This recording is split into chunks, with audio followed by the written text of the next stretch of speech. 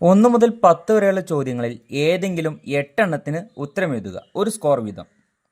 ഒന്നാമത്തെ ക്വസ്റ്റ്യൻ. എല്ലാ വർഷവും 75 രൂപ ആളോഹരി ദാരിദ്ര്യരേഖ നിർദ്ദേശിച്ച പദ്ധതി ഏതാണ്? അതായത് പോവർട്ടി ലൈന് 75 രൂപയ്ക്ക് താഴെ നിർദ്ദേശിച്ച പദ്ധതി ഏതാണെന്ന് ചോദിച്ചത്. അവിടെ 4 ഓപ്ഷൻ ഉണ്ട്. ദേശീയ ആസൂത്രണ committee, Bombay plan, Lakdawala committee, Tendulkar committee. ഏതാണ്?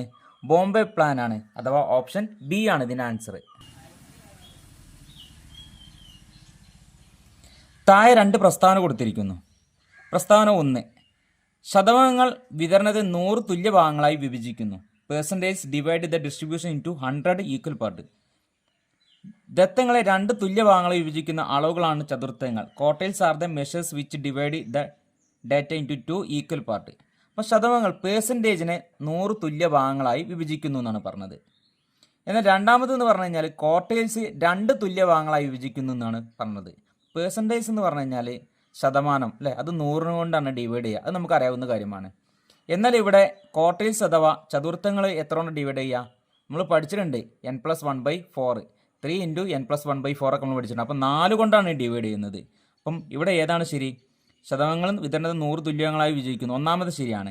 എന്നാൽ രണ്ടാമത്തെ എന്താണ്? തെറ്റാണ്. അപ്പം 1, 2 പ്രസ്താവനകൾ ശരിയാണ്, 1, 2 പ്രസ്താവനകൾ തെറ്റാണ്. ഒന്നാമത്തെ പ്രസ്താവന ശരിയും രണ്ടാമത്തെ തെറ്റുമാണ്. അപ്പം ആൻസർ ഏതാണ്? ആൻസർ സി ആണ്. ഒന്നാമത്തെ ശരിയാണ്. അതായത് പേഴ്സൻറ്റേജ് എന്ന് പറഞ്ഞു കഴിഞ്ഞാൽ എന്താണ്? ശതമാനം നമ്മൾ എത്രയിലാണ് കാണുന്നത്? 100 കൊണ്ടല്ലേ ഡിവൈഡ് ചെയ്യുന്നത്. മൂന്നാമത്തെ ക്വസ്റ്റ്യൻ. മനുഷ്യരുടെ സാധാരണ ജീവിത വ്യവഹാരത്തെക്കുറിച്ചുള്ള പഠനമാണ് സാമ്പത്തിക ശാസ്ത്രം എന്ന് പറഞ്ഞതാരാണ്? Economics is the study of man in the ordinary business of life. Adam Smith, Alfred Marshall, J M. Keynes, Dave Ricardo. ഇതിനെക്കുറിച്ച് ആരാണ് പറഞ്ഞത്? ഓപ്ഷൻ ബി ആണ്, ആൽഫ്രഡ് മാർഷലാണ്. ആൽഫ്രഡ് മാർഷലാണ് പറഞ്ഞത് മനുഷ്യരുടെ സാധാരണ ജീവിത വ്യവഹാരത്തെക്കുറിച്ചുള്ള പഠനമാണ് സാമ്പത്തിക ശാസ്ത്രം എന്ന് പറഞ്ഞത്. നാലാമത്തെ ക്വസ്റ്റ്യൻ. താഴെ കൊടുത്തിട്ടുള്ളതിൽ general agreement on trade and താരിഫിന്റെ അഥവാ ഗാട്ടിന്റെ പിൻഗാമി എന്നറിയപ്പെടുന്ന സംഘടന ഏതാണ്? എന്നാണ് ഗാട്ട് രൂപം കൊണ്ടതെന്നൊക്കെ നമുക്ക് അറിയാവുന്ന കാര്യമാണ്.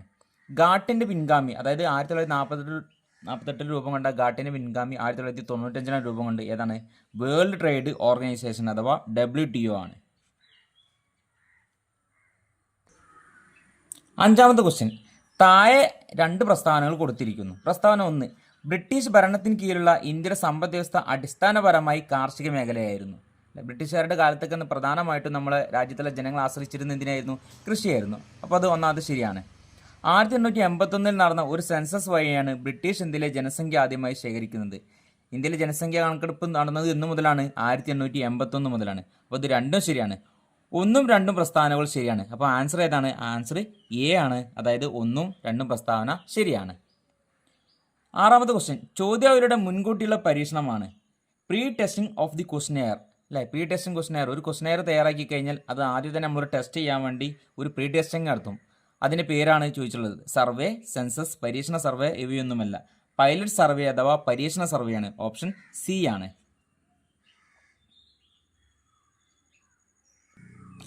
ഏഴാമത്തെ ക്വസ്റ്റ്യൻ. ഒരു പട്ടികയുടെ പ്രധാന ഘടകമാണ്. പട്ടികയുടെ ഭാഗങ്ങൾ നമ്മൾ പഠിച്ചിട്ടുണ്ട്, പാർട്സ് ഓഫ് എ ടേബിൾ. അപ്പം ഇവിടെ പ്രധാനമായിട്ടും 3 കൊടുത്തിട്ടുണ്ട്. എ പട്ടിക നമ്പർ, ബി ശീർഷകം, സി നിരയുടെ തലക്കെട്ട്. ഇതൊക്കെ അതിൽ പട്ടികയുടെ ഭാഗങ്ങൾ ഉൾക്കൊണ്ടിട്ടുള്ളതാണ്. അപ്പോൾ ഏതാണ്? ഡി. ഇവയെല്ലാമാണ് അല്ലേ, ഇതെല്ലാം അതിൽ പട്ടികയിൽ നമുക്ക് കാണാവുന്നതാണ്. എട്ടാമത്തെ ക്വസ്റ്റ്യൻ. ദശലക്ഷക്കണക്കിന് ദരിദ്ര കുടുംബങ്ങൾക്ക് ഉയർന്ന സബ്സിഡി നിരക്കിലുള്ള ഭക്ഷണം നൽകുന്നതിനായി കേന്ദ്ര ഗവൺമെൻറ് സ്പോൺസർ ചെയ്ത ഭക്ഷ്യസുരക്ഷാ പരിപാടി ഏതാണ്?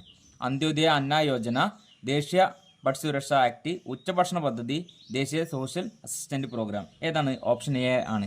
അന്ത്യോദയ അന്ന യോജനയാണ് ദശലക്ഷക്കണക്കിന് ദരിദ്ര കുടുംബങ്ങൾക്ക് ഉയർന്ന സബ്സിഡി നിരക്കിൽ ഭക്ഷണം വിതരണം ചെയ്യാൻ വേണ്ടി കേന്ദ്ര ഗവൺമെൻറ് സ്പോൺസർ ചെയ്ത ഭക്ഷ്യസുരക്ഷാ പരിപാടി. താഴെ പറയുന്നവയിൽ ഇന്ത്യയിലെ ഗ്രാമപ്രദേശങ്ങളിൽ സ്ഥാപനേതര വായ്പയുടെ ഉറവിടമേതെന്ന് തിരിച്ചറിയുക. അപ്പോൾ സ്ഥാപനം അല്ലാത്ത രീതിയിൽ വായ്പ കൊടുക്കുന്നതാണ് ചോദിച്ചിട്ടുള്ളത്. ക്വസ്റ്റ്യൻ നല്ല രീതിയിൽ ശ്രദ്ധിക്കണം. നോൺ ഇൻസ്റ്റിറ്റ്യൂഷണൽ, അതായത് സ്ഥാപനം അല്ലാത്ത സംഘടനകൾ അല്ലെങ്കിൽ മറ്റുള്ളവരൊക്കെ എന്താണ് വായ്പ കൊടുക്കാറുണ്ട്. നബാർഡ് ബാങ്കാണ്. കാർഷിക വായ്പകൾ നൽകുന്ന ഒരു പ്രധാനപ്പെട്ട ബാങ്കാണ് നബാർഡ്. പ്രാദേശിക ഗ്രാമീണ ബാങ്കുകൾ അല്ലെ, ബാങ്കുകളൊക്കെ സ്ഥാപനമാണ്. പണം കടം കൊടുക്കുന്നവർ അതൊരു സ്ഥാപനമല്ല. വാണിജ്യ ബാങ്കുകൾ സ്ഥാപനങ്ങളാണ്. അപ്പം പണം കടം കൊടുക്കുന്നവർ നമ്മൾ പഠിച്ചിട്ടുണ്ട്. ബ്രിട്ടീഷുകാരെ ഭരണകാലത്തിൽ ബ്രിട്ടീഷുകാർ വന്നതിന് ശേഷമൊക്കെ നമ്മൾ എന്ത് ചെയ്ത് പ്രധാനമായിട്ടും കൃഷി ചെയ്യാൻ വേണ്ടി ആൾക്കാർ മണി ലെൻഡേഴ്സിനെ, അതായത് പലിശക്ക് വായ്പ കൊടുക്കുന്ന ആൾക്കാരെ ആശ്രയിക്കാറുണ്ട്. അതാണ് ഓപ്ഷൻ സി ആണ്, പണം കടം കൊടുക്കുന്നവരാണ്. 10ാമത്തെ ക്വസ്റ്റ്യൻ, ഉപജീവനത്തിനായി ഒരു സ്ഥാപനം സ്വന്തമാക്കുകയും പ്രവർത്തിക്കുകയും ചെയ്യുന്ന തൊഴിലാളികൾ അറിയപ്പെടുന്നത്. സ്വന്തമായിട്ട് ഒരു ജീവിതം ഉണ്ടാക്കാൻ വേണ്ടി അല്ലെങ്കിൽ സ്വന്തമായിട്ടൊരു തൊഴിൽ കണ്ടെത്താണ്. അവരെ പ്രധാനമായിട്ടും ആരാണ്? സ്വയം തൊഴിൽ ചെയ്യുന്ന ആൾക്കാരാണ്. അത് സ്വന്തമായിട്ട് സ്ഥാപനം ഉണ്ടാക്കും. ഇപ്പം നമ്മൾ വീട്ടിലൊക്കെ സ്വന്തമായിട്ട് ബിസിനസ് ചെയ്യുന്ന ആൾക്കാർ, അല്ലെങ്കിൽ സ്വന്തമായിട്ട് സ്ഥാപനം തുടങ്ങി ഉൽപ്പാദനം മറ്റും ചെയ്യുന്ന ആൾക്കാരെ നിങ്ങൾ കണ്ടിട്ടുണ്ടായിരിക്കും അല്ലേ? ഇവരെ പ്രധാനമായിട്ടും നമ്മൾ സ്വയം തൊഴിൽ ചെയ്യുന്നവരെന്നാണ് വിളിക്കുന്നത്. അത് ഓപ്ഷൻ ബി ആണ്, സ്വയം തൊഴിൽ ചെയ്യുന്ന ആൾക്കാർ. സെൽഫ് എംപ്ലോയ്മെൻറ്റ്, ഉപജീവനത്തിനായി ഒരു സ്ഥാപനം സ്വന്തമാക്കുകയും പ്രവർത്തിപ്പിക്കുകയും ചെയ്യുന്ന തൊഴിലാളികൾ അറിയപ്പെടും. സ്വന്തമായിട്ട് സ്ഥാപനം മുന്നോട്ട് കൊണ്ടുപോകുന്ന ആൾക്കാർ സ്വയം തൊഴിൽ കണ്ടെത്തിയ ആൾക്കാരാണ്. കൃഷിയൊക്കെ ഒരു സ്വയം തൊഴിൽ തന്നെയാണ്. അതുപോലെ തന്നെ വീട്ടിലിരുന്ന് സ്വന്തമായിട്ടൊരു ജോലി ചെയ്യുന്ന ആൾക്കാരുണ്ട് വരുമാനം കണ്ടെത്താൻ വേണ്ടി. 11ാമത്തെ ക്വസ്റ്റ്യൻ, ഇന്ത്യയിൽ പുറം കരാറിൻ്റെ ഏതിൽ 2 നേട്ടങ്ങൾ എഴുതുക. ഔട്ട്സോഴ്സിങ് അഥവാ പുറമേ ഉള്ളതിനെ സ്വീകരിക്കുക. നമ്മൾ എക്കണോമിക്സിൽ ഇന്ത്യൻ എക്കോണമിൻ്റെ 3ാമത്തെ ചാപ്റ്ററിലാണ് നമ്മൾ ആഗോളവൽക്കരണം, ഉദാരവൽക്കരണം, സ്വകാര്യവൽക്കരണം പഠിച്ചിട്ടുണ്ട്. Globalisation, liberalisation and privatisation. അപ്പം അതിൽ ആഗോളവൽക്കരണത്തിൻ്റെ അഥവാ ഗ്ലോബലൈസേഷൻ്റെ ഭാഗമായിട്ടാണ് നമ്മൾ ഔട്ട്സോഴ്സിങ് പഠിക്കുന്നത്, പുറമേ ഉള്ളതിനെ സ്വീകരിക്കുന്നത്. അപ്പം ഇന്ത്യയിൽ പുറം കരാറിൻ്റെ ഏതെങ്കിലും 2 നേട്ടങ്ങൾ ഇതാനാണ് പറഞ്ഞിട്ടുള്ളത്. അപ്പം ഇന്നത്തെ കാലത്ത് നമുക്ക് അറിയാവുന്ന കാര്യമാണ്, പല രാജ്യങ്ങളും വിദേശ രാജ്യങ്ങളുമായിട്ട് എല്ലാവിധ വ്യാപാര ബന്ധം ഉണ്ടായിരിക്കും. അപ്പോൾ സ്വാഭാവികമായിട്ടും വിദേശത്ത് ഇന്ത്യയിൽ നിർമ്മിച്ചുള്ള എന്തൊരു വസ്തുക്കളും നമ്മുടെ നാട്ടിലേക്ക് എത്തിച്ചേരാനുള്ള പ്രധാനമായിട്ടുള്ള കാരണവും ഇപ്പം നമ്മൾക്ക് അറിയാവുന്ന കാര്യമാണ്. ഇപ്പം നമ്മുടെ രാജ്യം ഒരുപാട് വിദേശ സോഫ്റ്റ്വെയറുകൾ കയറ്റുമതിയുണ്ട്. സോഫ്റ്റ്വെയർ കയറ്റുമതിയിലൂടെ ഏറ്റവും കൂടുതൽ വരുമാനം ഉണ്ടാക്കുന്ന രാജ്യമാണ് നമ്മുടെ രാജ്യം എന്ന് പറഞ്ഞു കഴിഞ്ഞാൽ. വികസിത രാജ്യങ്ങൾ അവർക്ക് ആവശ്യമായിട്ടുള്ള പലതരം സേവനങ്ങൾക്കും ഇന്ത്യയെ പോലുള്ള വികസിത രാജ്യങ്ങളെയാണ് ആശ്രയിക്കുന്നത്. സ്വാഭാവികമായിട്ടും medical transcription, accounting, legal service, editing, animating എന്നിങ്ങനെയുള്ള ഇൻഫർമേഷൻ ടെക്നോളജി ആസ്പദമായിട്ടുള്ള പല സേവനങ്ങളും കമ്പ്യൂട്ടർ സോഫ്റ്റ്വെയറുകളും ഇന്ത്യയിലെ പോലുള്ള രാജ്യങ്ങൾ വളരെ കുറഞ്ഞ ചെലവിൽ സംഘടിപ്പിക്കാൻ സാധിക്കും. സ്വാഭാവികമായിട്ടും നമുക്ക് ഇവിടെ നിന്നാണ് ഒരുപാട് ഇങ്ങനെയുള്ള അല്ലെങ്കിൽ സോഫ്റ്റ്വെയർ പോലെ സാധനങ്ങൾ ഒരുപാട് വിദേശ രാജ്യങ്ങളിലേക്ക് കയറ്റുമതി ചെയ്യാം. അതുപോലെ തന്നെ നമ്മുടെ രാജ്യത്ത് നിർമ്മിക്കുന്ന ഒരുപാട് പ്രൊഡക്റ്റുകൾ വിദേശ രാജ്യങ്ങളിലേക്ക് കയറ്റുമതി ചെയ്യാം. അതൊക്കെ എന്തിന് കാരണമാകും? വിദേശത്തു നിന്നുള്ള ഒരുപാട് വിദേശ കറൻസി നമ്മുടെ രാജ്യത്തേക്ക് ഒഴുകി എത്താൻ വേണ്ടി കാരണമാകും. അപ്പോൾ ഒരുപാട് പ്രൊഡക്റ്റുകൾ അല്ലേ നമുക്കറിയാവുന്നതാണ്. സോഫ്റ്റ്വെയറും കയറ്റുമതി ചെയ്യാം, അല്ലെങ്കിൽ സോഫ്റ്റ്വെയർ അല്ലാത്ത രീതിയിലും ബാങ്കിങ് ഉണ്ടായിരിക്കും. വിദേശ രാജ്യങ്ങളിലത്തെ ബോണ്ടുകളും ഷെയറുകളും അല്ലെങ്കിൽ സെക്യൂരിറ്റി അല്ലെങ്കിൽ ഷെയറുകളൊക്കെ നമുക്ക് വാങ്ങാൻ സാധിക്കും, അല്ലെങ്കിൽ നമ്മുടെ രാജ്യത്തിൽ വിൽക്കാൻ സാധിക്കും. വിദേശ രാജ്യങ്ങൾക്ക് കയറ്റുമതി ഉണ്ടായിരിക്കും, ഇറക്കുമതി ഉണ്ടായിരിക്കും, അങ്ങനെ എല്ലാവിധ ബന്ധങ്ങളുണ്ടായിരിക്കും. അപ്പോൾ അതിൻ്റെ 2 നേട്ടങ്ങളാണ് ഇതാ പറഞ്ഞുള്ളത്. അപ്പോൾ നമുക്ക് വിദേശ നിർമ്മിത വസ്തുക്കൾ വാങ്ങാൻ വേണ്ടി സാധിക്കും. അതുപോലെ നമ്മുടെ ഇവിടെ നിർമ്മിച്ച സാധനങ്ങൾ വിദേശ രാജ്യങ്ങൾക്ക് കയറ്റുമതി ചെയ്ത് അതിൽ നിന്ന് വരുമാനം ഉണ്ടാക്കാൻ വേണ്ടി സാധിക്കും. 2 ഇവിടെ ഇതാ പറഞ്ഞുള്ളൂ. അപ്പോൾ നിങ്ങൾക്ക് ഇഷ്ടമുള്ള 2 ഏതെങ്കിൽ എഴുതാം. 12, ഭൗതിക മൂലധനവും മാനസിക മൂലധനവും 2 ഉദാഹരണങ്ങൾ വീതം എഴുതുക. എന്താണ് ഭൗതിക മൂലധനവും മാനസിക മൂലധനം മനസ്സിലാക്കണം. Physical capital and human capital. മനുഷ്യ മൂലധനം അഥവാ ഹ്യൂമൻ ക്യാപിറ്റൽ എന്ന് പറഞ്ഞാൽ മനുഷ്യൻ ഒരു മൂലധന വസ്തുവായി മാറുക. അപ്പം മനുഷ്യൻ ഒരു മൂലധന വസ്തുവായി മാറുന്നത് എങ്ങനെയാണ്? മനുഷ്യൻ നല്ല രീതിയിൽ വിദ്യാഭ്യാസം കിട്ടുമ്പോൾ, അതുപോലെ തന്നെ നല്ല ആരോഗ്യം ഉണ്ടാകുമ്പോൾ, ജോലിക്കിടയിൽ പരിശീലനം, നല്ല ട്രെയിനിങ് കിട്ടിക്കഴിഞ്ഞാൽ മനുഷ്യൻ ഒരു മൂലധന വസ്തുവായി മാറും. നല്ല കുടിയേറ്റം നടത്തുമ്പോൾ, അല്ലെങ്കിൽ വിദേശ രാജ്യങ്ങൾക്ക് മെച്ചപ്പെട്ട തൊഴിലവസരങ്ങൾ തേടി അല്ലെങ്കിൽ വിദ്യാഭ്യാസ ആവശ്യങ്ങൾക്ക് വേണ്ടി കുടിയേറ്റം നടത്താറുണ്ട്. ഇൻഫർമേഷൻ, IT അല്ലേ, അതായത് വിവര സാങ്കേതിക വിദ്യ, ഇവയൊക്കെ ലഭിച്ചു കഴിഞ്ഞാൽ സ്വാഭാവികമായിട്ടും മനുഷ്യൻ എന്തായി മാറും? മനുഷ്യൻ ഒരു മൂലധന വസ്തുവായി മാറുകയാണ് ചെയ്യുന്നത്. മൂലധനം എന്നാൽ മനുഷ്യൻ ഒരു മൂലക വസ്തുവായി മാറുകയാണ്. അതായത് മനുഷ്യൻ നല്ല രീതിയിൽ വിദ്യാഭ്യാസം കിട്ടുമ്പോൾ, നല്ല തൊഴിൽ കിട്ടുമ്പോൾ, അല്ലെങ്കിൽ നല്ല രീതിയിലുള്ള ഒരു വിവര സാങ്കേതിക വിദ്യ ഇവയൊക്കെ ലഭിക്കുമ്പോൾ മനുഷ്യന് മൂലധന വസ്തുവായി മാറും. എന്നാൽ ഭൗതിക മൂലധനം അഥവാ ഫിസിക്കൽ ക്യാപിറ്റൽ എന്ന് പറഞ്ഞാൽ മനുഷ്യൻ നിർമ്മിച്ച വസ്തുക്കളാണ്. അതിൽ മെഷീനറി ഉണ്ടാവും, അതുപോലെ അങ്ങനെ ഒരുപാട് വസ്തുക്കൾ അല്ലേ, മനുഷ്യൻ നിർമ്മിച്ചിട്ടുള്ള ഒരുപാട് വസ്തുക്കളുണ്ട്. 2 ഉദാഹരണം ഇതാണ് നിങ്ങളോട് പറഞ്ഞുള്ളത്. അപ്പോൾ മനുഷ്യൻ നിർമ്മിക്കുന്ന വസ്തുക്കൾ നമുക്കറിയാവുന്ന ടെക്നോളജി ഒക്കെ മനുഷ്യൻ്റെ ഭാഗം മനുഷ്യൻ ഉണ്ടാക്കിയെടുത്തുള്ള സംഭവങ്ങളാണ് അല്ലേ. യന്ത്രങ്ങൾ, അതുപോലെ തന്നെ മറ്റൊരുപാട് സാധനങ്ങളുണ്ട്. ഇപ്പം നമുക്കറിയാവുന്ന ഒരുപാട് ഘടകങ്ങളുണ്ട്. ഇതൊക്കെ ഫിസിക്കൽ ക്യാപിറ്റലിന് ഉദാഹരണമാണ്. അപ്പം മനുഷ്യൻ ഹ്യൂമൻ ക്യാപിറ്റൽ ആയിക്കഴിഞ്ഞാൽ മാത്രമേ, മനുഷ്യന് മൂലധന വസ്തു കഴിഞ്ഞാൽ മാത്രമേ ഇവയൊക്കെ ഒരു ഫിസിക്കൽ ക്യാപിറ്റൽ മനുഷ്യന് ഉണ്ടാക്കാൻ സാധിക്കുകയുള്ളൂ. 13ാമത്തെ ക്വസ്റ്റ്യൻ, താഴെ കൊടുത്തിരിക്കുന്ന ചാർട്ട് പൂർത്തീകരിക്കുക. യാദൃച്ഛിക സാമ്പിളിംഗ് രീതികൾ, റാൻഡം സാമ്പിളിംഗ് മെത്തേഡ്.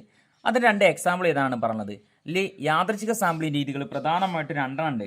ഒന്ന് ലോട്ടറി മെത്തേഡ്, രണ്ടാമത് റാൻഡം നമ്പേഴ്സ്. ലോട്ടറി മെത്തേഡ് എന്ന് പറഞ്ഞാൽ എന്താണ്? ഇപ്പം നമ്മൾ യാദൃച്ഛിക സാമ്പിളിംഗ് അഥവാ റാൻഡം സാമ്പിളിംഗ് എന്ന് പറഞ്ഞു കഴിഞ്ഞാൽ നമ്മൾ പ്രതീക്ഷിക്കാതെ ഒരുപാട് എണ്ണത്തിൽ നിന്ന് ഒന്നിന് മാത്രം പെട്ടെന്ന് കിട്ടുക, അല്ലെങ്കിൽ എന്താണ് എല്ലാത്തിനും തുല്യ പരിഗണന കൊടുക്കുമ്പോൾ അതിൽ നിന്ന് പെട്ടെന്ന് ഒന്ന് സെലക്ട് ചെയ്യുക. അപ്പോൾ നമ്മൾ ലോട്ടറി എടുക്കുന്ന ആൾക്കാരായിരിക്കും. അപ്പോൾ ഒരുപാട് ആൾക്കാർ ലോട്ടറി എടുക്കുന്ന സമയത്ത് എല്ലാ സംഖ്യക്കും പ്രാധാന്യമുണ്ട്, പക്ഷെ അതിന് ഒന്നിന് മാത്രമേ കിട്ടുള്ളൂ. അതുപോലെ തന്നെ യാദൃച്ഛിക സംഖ്യാരീതി എന്ന് പറഞ്ഞു കഴിഞ്ഞാൽ കുറേ സംഖ്യകൾ തന്നിട്ട് അതിൽ നിന്ന് പെട്ടെന്ന് ഒന്ന് തിരഞ്ഞെടുക്കുക, അല്ലെ, എല്ലാത്തിനും തുല്യ പരിഗണന കൊടുക്കുകയാണ് ഇവിടെ ചെയ്യുന്നത്. ഇതിനെ നമ്മൾ യാദൃച്ഛിക സാമ്പിളിംഗ് രീതികൾ എന്ന് പറയുന്നത്. അതായത് നമ്മൾ ശേഖരിച്ച വിവരങ്ങളിൽ എല്ലാത്തിനും ഒരേപോലെ തുല്യ അവസരം കൊടുക്കുകയാണ് ചെയ്യുന്നത്. ലോട്ടറിയിലും അത് തന്നെയാണ് സംഭവിക്കുന്നത്, യാദൃച്ഛിക സംഖ്യാരീതിയിലും. അപ്പോൾ നമുക്കിവിടെ 2 ഓപ്ഷനാണ് എഴുതാൻ പറഞ്ഞുള്ളത്. ഒന്ന് ലോട്ടറി മെത്തേഡ് ഭാഗ്യക്കുറി രീതി, രണ്ടാമത്തെ യാദൃച്ഛിക സംഖ്യാരീതി അഥവാ റാൻഡം നമ്പേഴ്സ് ടേബിൾ. 14ാമത്തെ ക്വസ്റ്റ്യൻ, സാമ്പത്തിക നയങ്ങളിൽ തീരുമാനമെടുക്കുന്നതിൽ സ്ഥിതിവിവര കണക്കുകൾ സുപ്രധാന പങ്ക് വഹിക്കുന്നു. നിങ്ങൾ ഇതിനോട് യോജിക്കുന്നുണ്ടോ? സാധൂകരിക്കുക. എല്ലാ പ്രാവശ്യവും ഈ ക്വസ്റ്റ്യൻ മറ്റു രീതിയിലാണ് ചോദിക്കാറുള്ളത്. എക്കണോമിക്സിലെ സ്റ്റാറ്റിക്സിൻ്റെ പ്രാധാന്യത്തെക്കുറിച്ച് ആ ഒരു ക്വസ്റ്റ്യനാണ് ചിലപ്പോൾ ഇപ്പം ഈ രീതിയിൽ വന്നിട്ടുള്ളത്. അപ്പം എന്താണ് സാമ്പത്തിക ശാസ്ത്രത്തിലെ സ്ഥിതിവിവര കണക്കുകൾക്കുള്ള പ്രാധാന്യം, അല്ലെങ്കിൽ അത് സുപ്രധാനമായിട്ടുള്ള പങ്ക് വഹിക്കണമെന്ന് പറഞ്ഞത്? സാമ്പത്തിക ശാസ്ത്രത്തിൽ സ്റ്റാറ്റിക്സ് ഒരു ഒഴിച്ചുകൂടാനാവാത്ത ഒരു പ്രധാനമായിട്ടുള്ള ഘടകമാണ്. അതായത് സാമ്പത്തിക ശാസ്ത്രത്തിൽ എല്ലാ വിവരങ്ങളും സംഖ്യാസംബന്ധമായിട്ടുള്ള വിവരങ്ങളായിട്ടാണ് നമ്മൾ അവതരിപ്പിക്കാറുള്ളത്. വളരെ വിശാലമായിട്ടുള്ള വിവരങ്ങളെ, അല്ലെങ്കിൽ എന്താണ് വളരെ വൈഡായിട്ടുള്ള വിവരങ്ങളെ വളരെ ചുരുക്കി വിവരിക്കാൻ വേണ്ടി നമുക്ക് സാധിക്കും, അല്ലേ. വലിയ ഡാറ്റ നമുക്ക് പെട്ടെന്ന് ചുരുക്കാണ്ട് മനസ്സിലാക്കാൻ വേണ്ടി സാധിക്കും. ഒരു രാജ്യത്ത് ഇറക്കുമതിയും കയറ്റുമതിയെക്കുറിച്ച് കണക്ക് രേഖപ്പെടുത്താൻ വേണ്ടി സാധിക്കും. ആ രാജ്യത്തിൻ്റെ ദേശീയ വരുമാനത്തെക്കുറിച്ച് ഒരു വർഷത്തെ അപേക്ഷിച്ച് മറ്റൊരു വർഷം ഉണ്ടായ വർധനവും വലിയ എന്താണ് കുറവൊക്കെ നമുക്ക് മനസ്സിലാക്കാൻ വേണ്ടി സാധിക്കും. ഭാവി പ്ലാനിങ്, അല്ലെങ്കിൽ പുതിയൊരു സംരംഭം കൊണ്ടുവരികയാണ്, അല്ലെങ്കിൽ പുതിയ കാര്യങ്ങളെ പ്ലാൻ ചെയ്യുന്നതിനൊക്കെ നമ്മൾ എന്ത് ഉപയോഗിക്കും? സ്റ്റാറ്റിക്സ് ഇവിടെ ഉപയോഗിക്കും. കാരണം സംഖ്യകളും അതുപോലെ മറ്റുള്ളതൊക്കെ നമുക്കൊരു പ്രധാനമായിട്ടുള്ള ഘടകമാണ്. വികസനപരമായിട്ടുള്ള പ്രവർത്തനങ്ങൾ, ഇപ്പം നമ്മളൊരു രാജ്യം വികസനപരമായിട്ടുള്ള ഒരുപാട് പ്രവർത്തനങ്ങൾ ചെയ്യും. അപ്പം അതിനൊക്കെ സ്റ്റാറ്റിക്സ് എന്താണ് നിർബന്ധമായിട്ട് നമുക്ക് സാമ്പത്തിക ശാസ്ത്രത്തിൽ ഒഴിച്ചുകൂടാനത്തൊരു ഘടകമാണ്. അപ്പം നിങ്ങൾക്ക് ഉള്ള ഒരു ഐഡിയക്ക് അനുസരിച്ച് കുറച്ച് പോയിന്റ് മാർക്കിനനുസരിച്ച് എഴുതി ഉണ്ടാക്കാൻ വേണ്ടി ശ്രമിക്കും. 2 മാർക്കിന് ക്വസ്റ്റൻ ആയതുകൊണ്ട് ഏകദേശം 4 പോയിന്റ് നിങ്ങൾ എഴുതി ഉണ്ടാക്കണം. 16 മുതൽ 20 വരെയുള്ള ചോദ്യങ്ങളിൽ ഏതെങ്കിലും 4 എണ്ണത്തിന് ഉത്തരം എഴുതുക. 3 സ്കോർ വീതം. 1972-73 ഇന്ത്യയിലെ തൊഴിലാളികളുടെ വിതരണമാണ് താഴെ പട്ടികയിൽ കൊടുത്തിരിക്കുന്നത്. പട്ടിക വിശകലനം ചെയ്യുക. ഇവിടെ ഗ്രാമങ്ങളിലും നഗരങ്ങളിലും തൊഴിലാളികൾ കൊടുത്തിട്ടുണ്ട്. ഇപ്പോൾ പുരുഷന് ഗ്രാമത്തിൽ 125, സ്ത്രീ 69, ആകെ 194. നഗരത്തിൽ പുരുഷന് 32, സ്ത്രീ എത്രയുണ്ട്? 7, ആകെ ടോട്ടൽ 39. അപ്പം ഗ്രാമങ്ങളിലും നഗരങ്ങളിലുമുള്ള തൊഴിലാളികളുടെ അനുപാതമൊക്കെയാണ് ഇവിടെ കൊടുത്തിട്ടുള്ളത്. അപ്പം ഗ്രാമങ്ങളിലാണ് ഏറ്റവും കൂടുതൽ ആൾക്കാർ തൊഴിൽ ചെയ്യുന്നത്, അത് പുരുഷന്മാരാണ് ഏറ്റവും കൂടുതൽ, അതിനേക്കാൾ കുറവ് സ്ത്രീകളുമാണ്. എന്നാൽ നഗരങ്ങളിലും ഏറ്റവും കൂടുതൽ ആരാണുള്ളത്? പുരുഷന്മാരാണ് ജോലി ചെയ്യുന്നത്. എന്നാൽ എന്താണ് അവിടെ സ്ത്രീകളും കുറവാണ്. അപ്പം ഗ്രാമങ്ങളെ അപേക്ഷിച്ച് നോക്കുമ്പോൾ നഗരങ്ങൾ തൊഴിലാളികൾ വളരെ കുറവാണ്. ഇന്ത്യ എന്ന് പറഞ്ഞു കഴിഞ്ഞാൽ ഏറ്റവും കൂടുതൽ ഗ്രാമങ്ങൾ നിറഞ്ഞിട്ടുള്ള ഒരു രാജ്യമാണ്. അപ്പം ഗ്രാമങ്ങളാണ് ഏറ്റവും കൂടുതൽ ആൾക്കാർ ജീവിക്കുന്നത്. അപ്പം ഇതിനനുസരിച്ചുള്ള നിങ്ങൾക്ക് സ്വന്തമായിട്ട് കിട്ടുന്നൊരു ഐഡിയ മാപ്പ് നോക്കിയിട്ട് അല്ലെങ്കിൽ ഒരു ടേബിൾ നോക്കിയിട്ട് നിങ്ങൾക്ക് അറിയുന്ന രീതിയിൽ നമുക്ക് വിശദീകരിക്കാൻ വേണ്ടിയിട്ട് ശ്രമിക്കുക. 17ാമത്തെ ക്വസ്റ്റ്യൻ, ദാരിദ്ര്യത്തിന്റെ വ്യാപ്തി എല്ലാ ദരിദ്രർക്കും ഒരുപോലെയല്ല. ഈ വാദത്തിന്റെ അടിസ്ഥാനത്തിൽ പാവപ്പെട്ടവരെ തരംതിരിക്കാം. നമ്മൾ 4ാമത്തെ ചാപ്റ്ററിൽ നമ്മൾ പോവർട്ടിനെ കുറിച്ച് പഠിക്കുന്നുണ്ട്. ദാരിദ്ര്യത്തെക്കുറിച്ചും വിവിധ തരത്തിലുള്ള ദാരിദ്ര്യത്തെക്കുറിച്ചും ദാരിദ്ര്യ നിർമ്മാർജ്ജന പദ്ധതികളൊക്കെ നമ്മൾ ഈ ചാപ്റ്ററിലാണ് നമ്മൾ പഠിക്കുന്നത്. അപ്പോൾ ദാരിദ്ര്യമുണ്ട്, പലതരത്തിലുള്ള ദാരിദ്ര്യമുണ്ട്. പരിപൂർണ ദരിദ്രർ, തികച്ചും അതീവ ദരിദ്രർ, പാവപ്പെട്ടവർ. അപ്പം 3 വിഭാഗമായിട്ട് നമുക്ക് ദരിദ്രരെ തരംതിരിക്കാവുന്നതാണ്. പരിപൂർണ ദരിദ്രർ എന്ന് പറഞ്ഞാൽ അവർക്ക് എന്നും ദാരിദ്ര്യമായിരിക്കും, ഒരിക്കലും ഒരു പുരോഗതി ഉണ്ടാവില്ല, എന്നും കഷ്ടപ്പാടും ദാരിദ്ര്യത്തിലും ജീവിക്കണം, വരുമാനമൊന്നും ഇല്ലാത്തൊരവസ്ഥയാണ്. എന്നാൽ തികച്ചും വലിയ അതീവ ദരിദ്രം എന്ന് പറഞ്ഞു കഴിഞ്ഞാൽ ഇവർക്ക് ചെറിയ രീതിയിലൊക്കെ വരുമാനം ഉണ്ടാവും, എന്നാൽ ഒരു അളവ് വരെ ഇവർക്ക് എന്താണ് ദാരിദ്ര്യത്തിൽ തൽക്കാലം ഒന്ന് കയറാൻ വേണ്ടി സാധിക്കും, അല്ലേ. അവർക്ക് എന്താണ് ദാരിദ്ര്യമായിരിക്കും, എന്നാൽ എന്താണ് ഇടയ്ക്ക് ഒരു തൊഴിലുണ്ടായിക്കൊണ്ട് കുഴപ്പമില്ലാത്ത രീതിയിൽ അവർക്ക് മുന്നോട്ട് പോകാൻ വേണ്ടി സാധിക്കും. 3ാമത് പറഞ്ഞത് ദരിദ്രർ, പാവപ്പെട്ടവർ, അല്ലേ. ഇവരെന്ന് പറഞ്ഞു കഴിഞ്ഞാൽ ദാരിദ്ര്യമായിട്ടുള്ള വിഭാഗങ്ങളാണ്, എന്നാൽ എന്താണ് ചെറിയ രീതിയിലൊക്കെ വരുമാനം ഉണ്ടെന്ന് ഒരുവിധം അവർക്ക് തരണം ചെയ്യാൻ വേണ്ടി സാധിക്കും, ഒരുവിധം അടിസ്ഥാന സൗകര്യങ്ങളൊക്കെ അവർക്ക് നിറവേറ്റാൻ വേണ്ടി സാധിക്കും. അപ്പോൾ ചില ആൾക്കാർ ദീർഘകാലമായിട്ടുള്ള ദരിദ്രരായിരിക്കും, അവർ ഒരുപാട് കാലം ദാരിദ്ര്യത്തിൽ ജീവിക്കുന്ന ആളുകളായിരിക്കാം. ചിലവർ ഇടക്കാല ദരിദ്രം, ഇപ്പോൾ കാലാവസ്ഥക്ക് അനുസരിച്ച്, ഇപ്പോൾ മഴക്കാലമൊക്കെ ആണെന്നുണ്ടെങ്കിൽ ഇപ്പോൾ നമ്മുടെ നാട്ടിൽ പല ആളുകൾക്കും തൊഴിലുണ്ടാവില്ല, അവർക്ക് വേനൽക്കാലത്ത് മാത്രമേ അവർക്ക് തൊഴിലുണ്ടാവുള്ളൂ. ചില ആളുകൾക്ക് മഴക്കാലത്ത് ഉണ്ടാവുള്ളൂ, ചിലപ്പോൾ വേനൽക്ക് തൊഴിലുണ്ടാവണമെന്നില്ല, ചില ആളുകൾക്ക് ചില സമയങ്ങളിൽ മാത്രമേ തൊഴിലുണ്ടാവുള്ളൂ. അപ്പോൾ ഇങ്ങനെയൊക്കെ പല രീതിയിൽ ദാരിദ്ര്യം നേരിടുന്ന ആൾക്കാർ നമ്മുടെ നാട്ടിൽ കാണാൻ വേണ്ടി സാധിക്കും. അപ്പം ചില ആൾക്കാർ എല്ലാ കാലത്തും ദാരിദ്ര്യമായിട്ട് ജീവിക്കുന്ന ആൾക്കാരായിരിക്കും. എന്നാൽ ചില ആൾക്കാർ ചെറിയ രീതിയിൽ വരുമാനം ഉണ്ടെങ്കിലും ദാരിദ്ര്യമായിരിക്കും. എന്നാൽ ചില വ്യക്തികൾക്ക് ചില സീസണിൽ മാത്രമാണ് അവർ പ്രധാനമായിട്ടും ദാരിദ്ര്യത്തെ നേരിടുന്നത്. അപ്പം ഈ രീതിയിലേക്കാണ് നിങ്ങൾ എഴുതേണ്ടത്. ഇനി 18ാമത്തെ ക്വസ്റ്റ്യന്, ഉൾച്ചേർത്ത ശ്രേണി ഇൻക്ലൂസീവ് സീരീസ് ഒഴിവാക്കൽ ശ്രേണി എക്സ്ക്ലൂസീവ് സീരീസിലേക്ക് വിവർത്തനം ചെയ്യുക. ഇവിടെ ക്ലാസ്സും ഫ്രീക്വൻസി തന്നിട്ടുണ്ട്. ഇതൊരു ഇൻക്ലൂസീവ് ക്ലാസ് ആണ് തന്നിട്ടുള്ളത്. ഇതിനെ നിങ്ങൾ എക്സ്ക്ലൂസീവ് ക്ലാസ് ആക്കി മാറ്റുക അഥവാ ഒഴിവാക്കൽ രീതിയിലേക്ക് മാറ്റാൻ വേണ്ടിയാണ് പറഞ്ഞിട്ടുള്ളത്. വളരെ സിമ്പിൾ ആയിട്ടുള്ള ക്വസ്റ്റ്യൻ ആണ്. 18ാമത്തെ ക്വസ്റ്റ്യൻ 3 മാർക്കിൻ്റെ ക്വസ്റ്റ്യൻ ആണ്. അതെങ്ങനെയാണ് നമുക്കൊന്ന് ചെയ്തു നോക്കാം. ഇവിടെ മാർക്ക് ആണ് ക്ലാസ് ആയിട്ട് തന്നിട്ടുള്ളത്. 10 to 14, 15 to 19, 20 to 24, 25 to 29, 30 to 34. ഇതൊരു ഇൻക്ലൂസീവ് ക്ലാസ് ആണ്. കാരണം അതാത് ക്ലാസ്സിൻ്റെ അപ്പർ ലിമിറ്റും ലോവർ ലിമിറ്റും അതാത് ക്ലാസ്സിൽ മാത്രമേ ഉള്ളൂ. ഇവിടെ ഫ്രീക്വൻസി തന്നിട്ടുണ്ട്. നമുക്ക് ഫ്രീക്വൻസിക്ക് ശ്രദ്ധിക്കേണ്ട ആവശ്യമില്ല. നമുക്ക് ക്ലാസ് മാത്രം നോക്കിയാൽ മതി. 3 മാർക്കിൻ്റെ ക്വസ്റ്റൻ, വളരെ സിമ്പിൾ ക്വസ്റ്റൻ ആണ്. ഇവിടെ നിങ്ങൾ ശ്രദ്ധിക്കേണ്ടത് ഒന്നാമത്തെ ക്ലാസ്സിൻ്റെ വലിയ സംഖ്യ എത്രയാണ്? 14. രണ്ടാമത്തെ ക്ലാസ്സിൻ്റെ ചെറിയ സംഖ്യ എത്രയാണ്? 15. ഈ രണ്ട് സംഖ്യകൾ തമ്മിലുള്ള വ്യത്യാസം, അതായത് 15 മൈനസ് 14 എന്തായിരിക്കും? 1. ഈ 1നെ എത്ര സംഖ്യ ഉണ്ട്? 2 സംഖ്യകളുണ്ട്. ഈ 1നെ 2 കൊണ്ട് ഡിവൈഡ് ചെയ്യുക. അപ്പോൾ 1നെ 2 കൊണ്ട് ഡിവൈഡ് ചെയ്യുമ്പോൾ നമുക്ക് എന്താ കിട്ടുക? 1/2 അല്ലേ? അതായത് 1/2 എന്ന് പറഞ്ഞു കഴിഞ്ഞാൽ എത്രയാണ്? 0.5 എന്നാണ്. അപ്പോൾ ഈ 0.5 നിങ്ങൾ എന്ത് ചെയ്യണം? ഈ തന്നിരിക്കുന്ന ക്ലാസ്സിലെ ചെറിയ സംഖ്യയിൽ നിന്നൊക്കെ 0.5 കുറയ്ക്കുകയും വലിയ സംഖ്യയോട് 0.5 കൂട്ടുകയുമാണ് നിങ്ങൾ ചെയ്യേണ്ടത്. അപ്പോൾ എന്തായി മാറും? ഒന്നാമത്തെ ക്ലാസ്സിൽ 10 to 14, 10 to 14 എന്നാണ്. അങ്ങനെയാണെങ്കിൽ ചെറിയ സംഖ്യ എത്രയാണ്? ഇവിടെ ക്ലാസ്സിന് ചെറിയ സംഖ്യ 10. 10 0.5 കുറച്ചാൽ 9.5. 14ലേക്ക് 0.5 കൂട്ടുക. അപ്പം എന്താവും? 14.5. ഈ രണ്ടാമത്തെ ക്ലാസ്സിൽ അതുപോലെ ചെയ്ത് നോക്കുക. 15 എന്തായി മാറും? 14.5. 19 19.5. 20 19.5. 24 24.5. 25 24.5. 29 29.5. 30 എന്തായി മാറും? 29.5 ആയി മാറും. 34 എന്തായി മാറും? 34.5. ഇപ്പം നിങ്ങൾക്ക് നോക്കിക്കഴിഞ്ഞാൽ കാണാൻ സാധിക്കും അല്ലേ? ഓരോ ക്ലാസ്സിനും വലിയ സംഖ്യ, രണ്ടാമത്തെ ക്ലാസ്സിന് ചെറിയ സംഖ്യ മാറ്റുണ്ട്. അപ്പം ആദ്യത്തെ ക്ലാസ്സിൻ്റെ വലിയ സംഖ്യ എത്രയായിരുന്നു?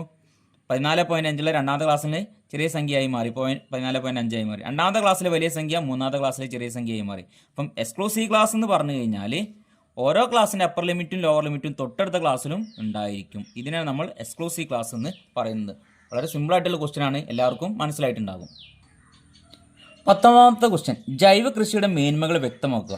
ഓർഗാനിക് ഫാമിംഗ് നമുക്കറിയാവുന്ന കാര്യമാണ്. ഗ്രീൻ റവല്യൂഷന് അഥവാ ഹരിത വിപ്ലവം വന്നതോടുകൂടി നമ്മുടെ രാജ്യത്ത് ഉൽപ്പാദനം വർദ്ധിച്ചു. എന്നാൽ രാസവളങ്ങളും രാസകീടനാശിനികളും കൂടുതലായിട്ട് ഉപയോഗിക്കുന്നത് വഴി മണ്ണ് മലിനമായി ഭക്ഷ്യവസ്തുക്കൾ മലിനമാകാൻ തുടങ്ങി. ഇല്ലെന്നാണ് അവയൊക്കെ ഒരുപാട് രോഗങ്ങൾ മനുഷ്യർക്കിടയിൽ ഉണ്ടാക്കാൻ തുടങ്ങിയാൽ ജനങ്ങൾ ഇത് കൂടുതലായിട്ട് വാങ്ങി ഉപയോഗിക്കുമ്പോൾ ക്യാൻസർ പോലുള്ള പല മാരക രോഗങ്ങൾക്കും കാരണമായി. എന്നാൽ ഇതിൻ്റെ ഭാഗമായിട്ട് ഗവൺമെൻറ് ജൈവ കൃഷിയെ കൂടുതലായിട്ട് പ്രോത്സാഹിപ്പിക്കാൻ തുടങ്ങി അല്ലേ? ഇതിന് ഒരുപാട് ആനുകൂല്യങ്ങളും കാര്യങ്ങളൊക്കെ കൊടുക്കാൻ വേണ്ടി ശ്രമിച്ചു? ഗവൺമെൻറ് ശ്രമിച്ചു. അപ്പോൾ ജൈവ കൃഷിയുടെ നേട്ടങ്ങൾ അതാണ് നമ്മൾ ആദ്യം മനസ്സിലാക്കേണ്ടത്. ജൈവ കൃഷിയുടെ നേട്ടങ്ങൾ എന്ന് പറഞ്ഞു കഴിഞ്ഞാൽ നമുക്ക് നല്ല വിഷമയമല്ലാത്ത പച്ചക്കറി നമുക്ക് കഴിക്കാൻ വേണ്ടി സാധിക്കും. ജൈവപരമായിട്ടുള്ള ഉൽപ്പന്നങ്ങൾക്ക് കമ്പോളത്തിൽ നല്ല റേറ്റ് ഉണ്ട്, അല്ലെങ്കിൽ നല്ല മാർക്കറ്റ് ഉണ്ട്, നല്ല വില കിട്ടും. ജൈവികമായി ഉൽപ്പാദിപ്പിക്കേണ്ട ഭക്ഷണത്തിന് അത്യധികം പോഷകമൂല്യം ഉണ്ടായിരിക്കും, നല്ല ആരോഗ്യം ഉണ്ടായിരിക്കും ഈ ജൈവമൂല്യമായിട്ട് നിർമ്മിച്ച വസ്തുക്കൾക്ക്. അത് അധ്വാനപ്രദമാണ്, തന്മൂലം കൂടുതൽ തൊഴിലവസരങ്ങൾ സൃഷ്ടിക്കും. എല്ലാ വീട്ടിലും കൃഷി ചെയ്യുന്നതോടുകൂടി ആളുകൾ ഇത് കൂടുതലായിട്ട് തൊഴിൽ ചെയ്യാൻ വേണ്ടി തയ്യാറാവുകയും അവർക്കെന്താണ് അവരുടെ ആരോഗ്യം മെച്ചപ്പെടാനും കാരണമാകും. അതുപോലെ തന്നെ ഒരുപാട് ആളുകൾക്ക് തൊഴിലവസരങ്ങൾ സൃഷ്ടിക്കുന്നുണ്ട്. ജൈവോൽപ്പന്നങ്ങൾക്ക് വമ്പിച്ച അന്താരാഷ്ട്ര വിപണിയുണ്ട് അല്ലേ? ജൈവികമായിട്ട് നിർമ്മിച്ച വസ്തുക്കൾക്ക് എന്താണ് നല്ല കമ്പോളത്തിൽ നല്ല വില കിട്ടാനും അതുപോലെ ഒരുപാട് ആവശ്യക്കാരും ഉണ്ടാവും. അത് പരിസ്ഥിതി സൗഹൃദവും നിലനിൽക്കുന്നതുമാണ് അല്ലെ? പരിസ്ഥിതിക്ക് യാതൊരുവിധ കോട്ടവും സംഭവിക്കുന്നില്ല. അത് ഒരുപാട് പരിസ്ഥിതിക്ക് നേട്ടങ്ങളാണ് ഉണ്ടാക്കുന്നതിൽ പരിസ്ഥിതിക്ക് യാതൊരുവിധ പ്രശ്നവും ഇല്ല. അപ്പം ഇതൊക്കെയാണ് നിങ്ങൾ എഴുതേണ്ടത്. ഇന്ത്യൻ എക്കോണമിൻ്റെ 6ാമത്തെ ചാപ്റ്ററിൽ ഗ്രാമീണ വികസനം അഥവാ റൂറൽ ഡെവലപ്മെൻറ്റിലാണ് നമ്മൾ ഇതിനെക്കുറിച്ച് പഠിക്കുന്നത്. ഇതുമായി ബന്ധപ്പെട്ടതാണ് സുസ്ഥിര വികസനം അഥവാ സസ്റ്റൈനബിൾ ഡെവലപ്മെൻറ്റ്. പബ്ലിക് എക്സാമിന് ഈ ക്വസ്റ്റ്യൻ എന്തായാലും നിങ്ങളോട് ചോദിക്കുന്നതാണ്. 20ാമത്തെ ക്വസ്റ്റ്യൻ, ബ്രിട്ടീഷ് കാലഘട്ടത്തിൽ കാർഷിക മേഖല സ്തംഭനാവസ്ഥ തുടർന്നു, അതിനുള്ള കാരണങ്ങൾ പറയുക. സ്റ്റാഗ്നേഷൻ ഓഫ് അഗ്രികൾച്ചർ, കാർഷിക മേഖല തകരാനുണ്ടായ അല്ലെങ്കിൽ വികസിക്കാതിരിക്കാനുള്ള പ്രധാനമായിട്ടുള്ള കാരണങ്ങൾ. ഇന്ത്യൻ എക്കോണമിയുടെ 1ാമത്തെ ചാപ്റ്ററിലാണ് നമ്മൾ കാർഷിക മേഖല തകരാനുണ്ടായ കാരണങ്ങളെക്കുറിച്ച് പഠിക്കുന്നത്. ബ്രിട്ടീഷുകാരുടെ ഭരണകാലത്ത് ബ്രിട്ടീഷുകാർ അനുവർത്തിച്ചു വന്ന നയങ്ങൾ അല്ലെങ്കിൽ കാർഷിക രംഗത്തെ സംവിധാനങ്ങൾ കാർഷിക മേഖലയെ വളരെ അധികം ദോഷമായിട്ട് ബാധിച്ചു, അല്ലെങ്കിൽ സ്തംഭനാവസ്ഥയിലാക്കി. കർഷകരെ കടക്കണിയിൽ വീഴ്ത്താണ് ചെയ്തത്. ഭൂരഹിതരായിട്ടുള്ള കർഷകരുടെ എണ്ണം വർദ്ധിക്കുകയും ചെയ്തു. പോഷകാഹാരക്കുറവ്, ക്ഷാമം, പകർച്ചവ്യാധികൾ എന്നിവ മൂലം ഒട്ടേറെ പേർ മരിച്ചു. നല്ല രീതിയിൽ ഉൽപ്പാദനം നടക്കില്ല, അല്ലെങ്കിൽ കർഷകരെ ഇത് വളരെ ദോഷമായിട്ട് ബാധിച്ചു. അപ്പോൾ അതിനുള്ള പ്രധാനമായിട്ടുള്ള കാരണങ്ങൾ, അല്ലെങ്കിൽ ബ്രിട്ടീഷുകാർ അനുവർത്തിച്ച നയങ്ങളാണ് നമ്മൾ പറഞ്ഞത്. അതിൽ ഒന്നാമത്താണ് ലാൻഡ് സെറ്റിൽമെൻറ്റ് സമ്പ്രദായം. ബ്രിട്ടീഷുകാർ കൊണ്ടുവന്ന ലാൻഡ് സെറ്റിൽമെൻറ്റ് സമ്പ്രദായം, റയത്ത് വാരി, മഹൽവാരി, ജമീന്ദാരി സമ്പ്രദായങ്ങൾ അവിടെ ജന്മിമാരുണ്ടാക്കുക, അല്ലെങ്കിൽ എന്താണ് ഇതൊക്കെ നിയന്ത്രിക്കുകയാണ്. ഗ്രാമത്തിൽ ഓരോ ഗ്രാമമുഖ്യന്മാരെ ഏർപ്പാടാക്കി. ഇവർ കർഷകരിൽ നിന്ന് അമിതമായിട്ട് നികുതി ഈടാക്കുകയും സ്വാഭാവികമായിട്ടും കർഷകർ നികുതി അടക്കാൻ കഴിയാത്ത രീതിയിലേക്ക് എത്തുകയും അതുവഴി ഈ ജന്മിമാർ അവരുടെ എല്ലാം കർഷകരുടെ കൃഷിഭൂമിയൊക്കെ പിടിച്ചെടുത്തിട്ട് കൃഷി ചെയ്യാതിരിക്കുകയും ചെയ്യും. ഇതൊക്കെ സ്വാഭാവികമായിട്ടും കൃഷി വളരെ പിന്നോക്കാവസ്ഥയ്ക്ക് പോയും. അല്ലെങ്കിൽ എന്താണ് അതുവരെ കർഷകർ കൃഷി ചെയ്യുന്ന ഭൂപ്രദേശങ്ങൾ, അല്ലെങ്കിൽ സ്ഥലങ്ങൾ എന്താണ്, അല്ലെങ്കിൽ കൃഷിഭൂമികൾ പിന്നീട് കൃഷി ചെയ്യാത്തൊരവസ്ഥയ്ക്ക് വരികയാണ് ചെയ്യുക. ഇതൊക്കെ കാർഷിക മേഖല തകരാനുള്ള കാരണമായി. വളരെ മോശമായിട്ടുള്ള സാങ്കേതിക വിദ്യകൾ അന്നത്തെ രീതിയിൽ ഇവർ ഉപയോഗിച്ചിരുന്ന നാടൻ വളങ്ങളും അതുപോലെ നാടൻ വിത്തുകളൊക്കെ ആയിരുന്നു അന്നത്തെ കാലത്ത് ഉപയോഗിച്ചിട്ടുണ്ടായിരുന്നത്. ഇതൊക്കെ സ്വാഭാവികമായിട്ടും ഉൽപ്പാദനം കുറയ്ക്കുകയാണ്, അല്ലെങ്കിൽ ഉൽപ്പാദനം കൂട്ടാൻ ഒരു നിലക്കും സാധിക്കുമായിരുന്നില്ല. അന്നത്തെ കാലത്ത് പഴയ രീതിയിലുള്ള അറിവുകളൊക്കെ ആയിരുന്നു അവർ കൂടുതലായിട്ടും അന്നത്തെ കാലത്ത് ഉപയോഗിച്ചിട്ടുണ്ടായിരുന്നത്. എന്നാൽ ഇന്നത്തെ കാലത്ത് രാസവളങ്ങളും രാസകീടനാശികളും ഉപയോഗിക്കുമ്പോൾ കൂടുതൽ ഉൽപ്പാദനം നടക്കാൻ സാധ്യതയുണ്ട്. വളരെ കുറച്ച് മാത്രം വളം ചേർക്കൽ, അന്നത്തെ കാലത്ത് വളരെ കുറച്ച് മാത്രമേ വളം ചേർക്കുള്ളൂ, അതുകൊണ്ട് തന്നെ ഉൽപ്പാദനവും കുറവായിരുന്നു. ജലസേചന സൗകര്യത്തിൻ്റെ അഭാവം, അന്നത്തെ കാലത്ത് ഇന്നത്തെ കാണുന്ന പോലെ പമ്പ് സെറ്റുകളും കാര്യങ്ങളൊന്നും ഇല്ല. അപ്പം കാലാവസ്ഥയ്ക്ക് അനുയോജ്യമായിട്ടുള്ള കൃഷി മാത്രമേ അന്നത്തെ കാലത്ത് നടക്കുള്ളൂ. അപ്പം ഇന്നത്തെ കാലത്ത് നിങ്ങൾ കണ്ടിട്ടുണ്ടായിരിക്കും വെള്ളം ഇല്ലാത്ത സ്ഥലങ്ങളിലേക്ക് വെള്ളം എത്തിക്കാനുള്ള സൗകര്യങ്ങളൊക്കെ ചെയ്തു കൊടുക്കണം. പമ്പ് സെറ്റുകൾ, അല്ലെങ്കിൽ കിണറുകൾ, അല്ലെങ്കിൽ കൊലക്കിണറുകളൊക്കെ കുത്തിയിട്ട് എന്ത് ചെയ്യേണ്ടത് അവിടെ കൂടുതലായിട്ടും കൃഷി ചെയ്യാൻ വേണ്ടി സാധിക്കുന്നുണ്ട്. കൃഷിയുടെ വാണിജ്യവൽക്കരണം, അപ്പം അന്നത്തെ കാലത്ത് ചെയ്തിട്ടുണ്ടായിരുന്നത് കൃഷി പ്രധാനമായിട്ടും ബ്രിട്ടീഷുകാർ ഒരിക്കലും പച്ചക്കറികൾക്കും കൂടുതലൊന്നും പ്രോത്സാഹനം കൊടുത്തിട്ടുണ്ടായിരുന്നില്ല. ബ്രിട്ടീഷുകാർ അവർക്ക് ആവശ്യമുള്ള അസംസ്കൃത വസ്തുക്കൾ നിർമ്മിക്കാനുള്ള, അതായത് റബ്ബർ, പിന്നെ അതുപോലെ പരുത്തി, നീലം പോലുള്ള ഇതിനതിന് കൂടുതലായിട്ട് പ്രോത്സാഹനം കൊടുത്തിട്ടുണ്ടായിരുന്നു. അതായത് കൃഷിയുടെ വാണിജ്യവൽക്കരണമായിരുന്നു. നേരെ മറിച്ച് പച്ചക്കറികളും അല്ലെങ്കിൽ അരി, നെല്ല് ഇവയുടെ ഉൽപ്പാദനത്തിനൊന്നും യാതൊരുവിധ പ്രോത്സാഹനം കൊടുത്തിരുന്നില്ല. അതുപോലെ തന്നെ 1947 ഇന്ത്യ വിഭജനം, ഇന്ത്യയും പാകിസ്ഥാനും രണ്ടായി വിഭജിച്ചതോടുകൂടി ഇന്ത്യയുടെ നല്ലൊരു ശതമാനം കൃഷിഭൂമിയും പാകിസ്ഥാനിലുണ്ടായിരുന്നില്ല. അപ്പം ഇന്ത്യ പാകിസ്ഥാൻ വിഭജിച്ചതോടുകൂടി ആ കൃഷിഭൂമിയൊക്കെ എവിടേക്ക് എത്തിച്ചേർന്ന്, പാകിസ്ഥാനിലേക്ക് എത്തിച്ചേർന്ന്. അപ്പോൾ കൃഷിയിലുള്ള മേലുള്ള ഇന്ത്യയുടെ മേൽക്കോയ്മ നഷ്ടപ്പെടുകയാണ് ചെയ്തത്. അപ്പോൾ നമ്മൾ കുറച്ച് കാര്യങ്ങൾ പറഞ്ഞ് നമ്മുടെ കാർഷിക മേഖല സ്തംഭനാവസ്ഥയുള്ള കാരണം അല്ലേ, പ്രധാനമായിട്ടും ശുഷ്കമായ വളപ്രയോഗം, മോശമായിട്ടുള്ള സാങ്കേതിക വിദ്യ, പിന്നെന്താണ് ജൈവവളങ്ങളും ജൈവ കീടനാശികളും ഉപയോഗിക്കൽ, ഇതൊക്കെ എന്താണ് സ്വാഭാവികമായിട്ടും നമ്മുടെ രാജ്യത്തിൻ്റെ കാർഷിക മേഖല വളരെ പിന്നോക്കാവസ്ഥയ്ക്ക് പോവുകയാണ് ചെയ്ത്. അതുപോലെ ഇന്നത്തെ കാലത്ത് അനുവർത്തിച്ചു പോകുന്ന ജമീന്ദാരി, അല്ലെങ്കിൽ റയത്ത് വാരി, മഹൽവാരി സമ്പ്രദായങ്ങൾ, അല്ലെങ്കിൽ ലാൻഡ് സെറ്റിൽമെൻറ്റ് സമ്പ്രദായങ്ങൾ, ഇന്ത്യ പാക് വിഭജനം, ജലസേചന സൗകര്യത്തിൻ്റെ അഭാവം, കൃഷിയുടെ വാണിജ്യവൽക്കരണമൊക്കെ എന്താണ് നമ്മുടെ കാർഷിക മേഖലയെ വളരെ പിന്നോക്കാവസ്ഥയിലേക്ക് നയിക്കുകയാണ് ചെയ്തത്. 21 മുതൽ 25 വരെ ചോദ്യങ്ങളിൽ ഏതെങ്കിലും 4 എണ്ണത്തിന് ഉത്തരം എഴുതുക. 4 സ്കോർ വീതം. കോളം എ കോളം ബിയുമായിട്ട് യോജിപ്പിക്കുക. 21ാമത്തെ ക്വസ്റ്റ്യനാണ്. സ്ഥലത്തിൻ്റെ അടിസ്ഥാനത്തിൽ വർഗ്ഗീകരണം. നമുക്ക് തന്നിരിക്കുന്ന ഡാറ്റകളെ പ്രധാനമായിട്ടും 4 ആയിട്ട് തരംതിരിക്കാൻ നമ്മൾ പഠിച്ചിട്ടുണ്ട്. ഒന്നാമത്തെ ക്രൊണോളജിക്കൽ, കാലക്രമം അനുസരിച്ച്. 2 ഭൂമിശാസ്ത്രപരമായിട്ട് അല്ലെ, ജിയോഗ്രഫിക്കൽ. 3 ഗുണാത്മകപരമായിട്ട് അഥവാ ക്വാളിറ്റേറ്റീവ്. 4ാമത്തെ ക്വാണ്ടിറ്റേറ്റീവ്, പരിണാത്മകപരമായിട്ട്. അപ്പോൾ നമുക്ക് തന്നിരിക്കുന്ന ഡാറ്റ സ്ഥലത്തിൻ്റെ അടിസ്ഥാനത്തിൽ, അല്ലെങ്കിൽ സ്പേഷ്യൽ ഡിസ്ക്രിമിനേഷൻ, സ്ഥലത്തിൻ്റെ അടിസ്ഥാനത്തിൽ തരംതിരിക്കുകയാണെങ്കിൽ അത് നമ്മൾ ജിയോഗ്രഫിക് ക്ലാസിഫിക്കേഷൻ അഥവാ സ്ഥലീയ വർഗീകരണം എന്ന് പറയും.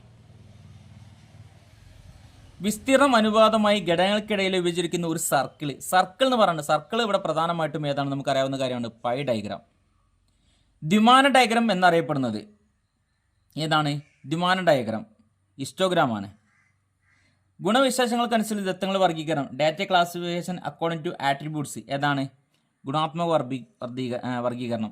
അതായത് ചില ഗുണങ്ങൾക്കനുസരിച്ച്, ഇപ്പം നമുക്കറിയാവുന്നവരാണ്, ഒരു മനുഷ്യൻ സൗന്ദര്യത്തിനനുസരിച്ച്, ബുദ്ധിക്കനുസരിച്ച്, സ്ത്രീയാണോ പുരുഷനാണോ എന്നീ സവിശേഷതകളനുസരിച്ച് തരംതിരിക്കുകയാണെങ്കിൽ അതിനെ നമ്മൾ ഗുണാത്മക വർഗീകരണം അഥവാ ക്വാളിറ്റേറ്റീവ് ക്ലാസിഫിക്കേഷൻ എന്ന് പറയും.